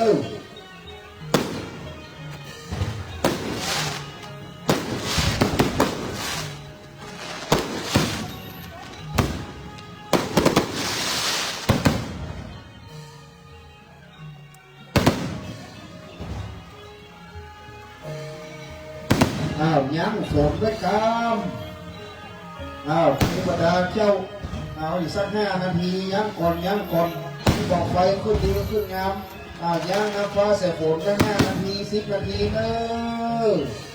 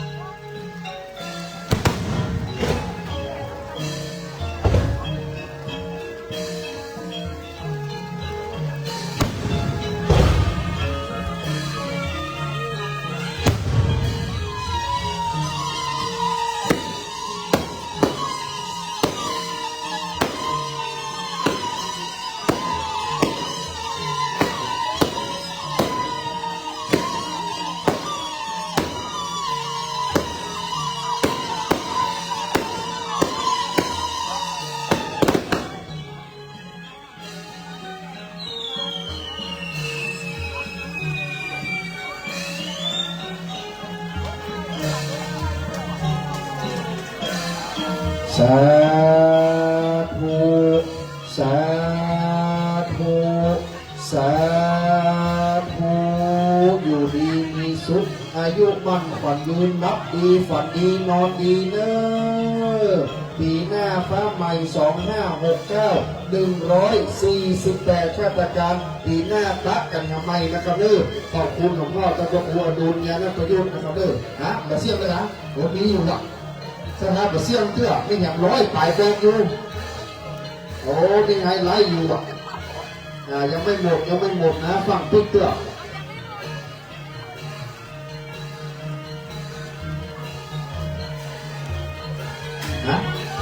แข่งบอกไฟดอกไปเนี่ยตะกี้บอกไฟลูกหมูเนาะก็มาคืนได้แข่งบอกไฟดอกบอกไฟเทียน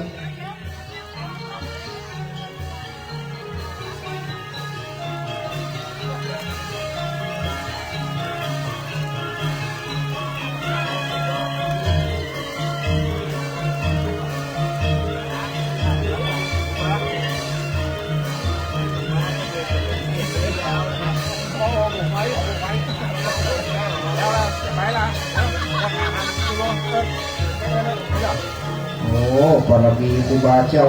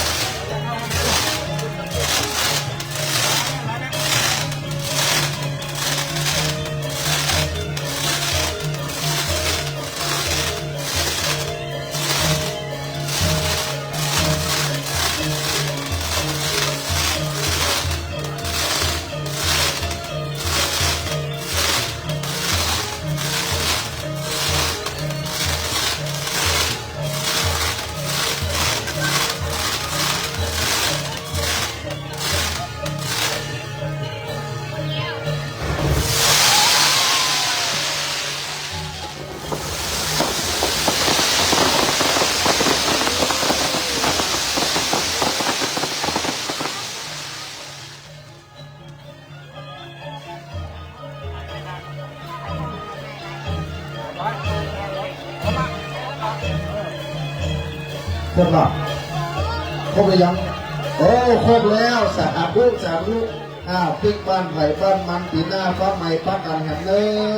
ร์ขอบคุณทุกท่านนะครับเนอร์อยู่ดีมีสุขจะมีต่อไปอายุมั่นขวัญยืนลงทานมีอันใดเพิ่มเลี้ยงกับเสี่ยงเนอร์ครับที่ไหนรางวัลที่ไหนมาเทียนนี้เอามาในห้องเอามาในห้อง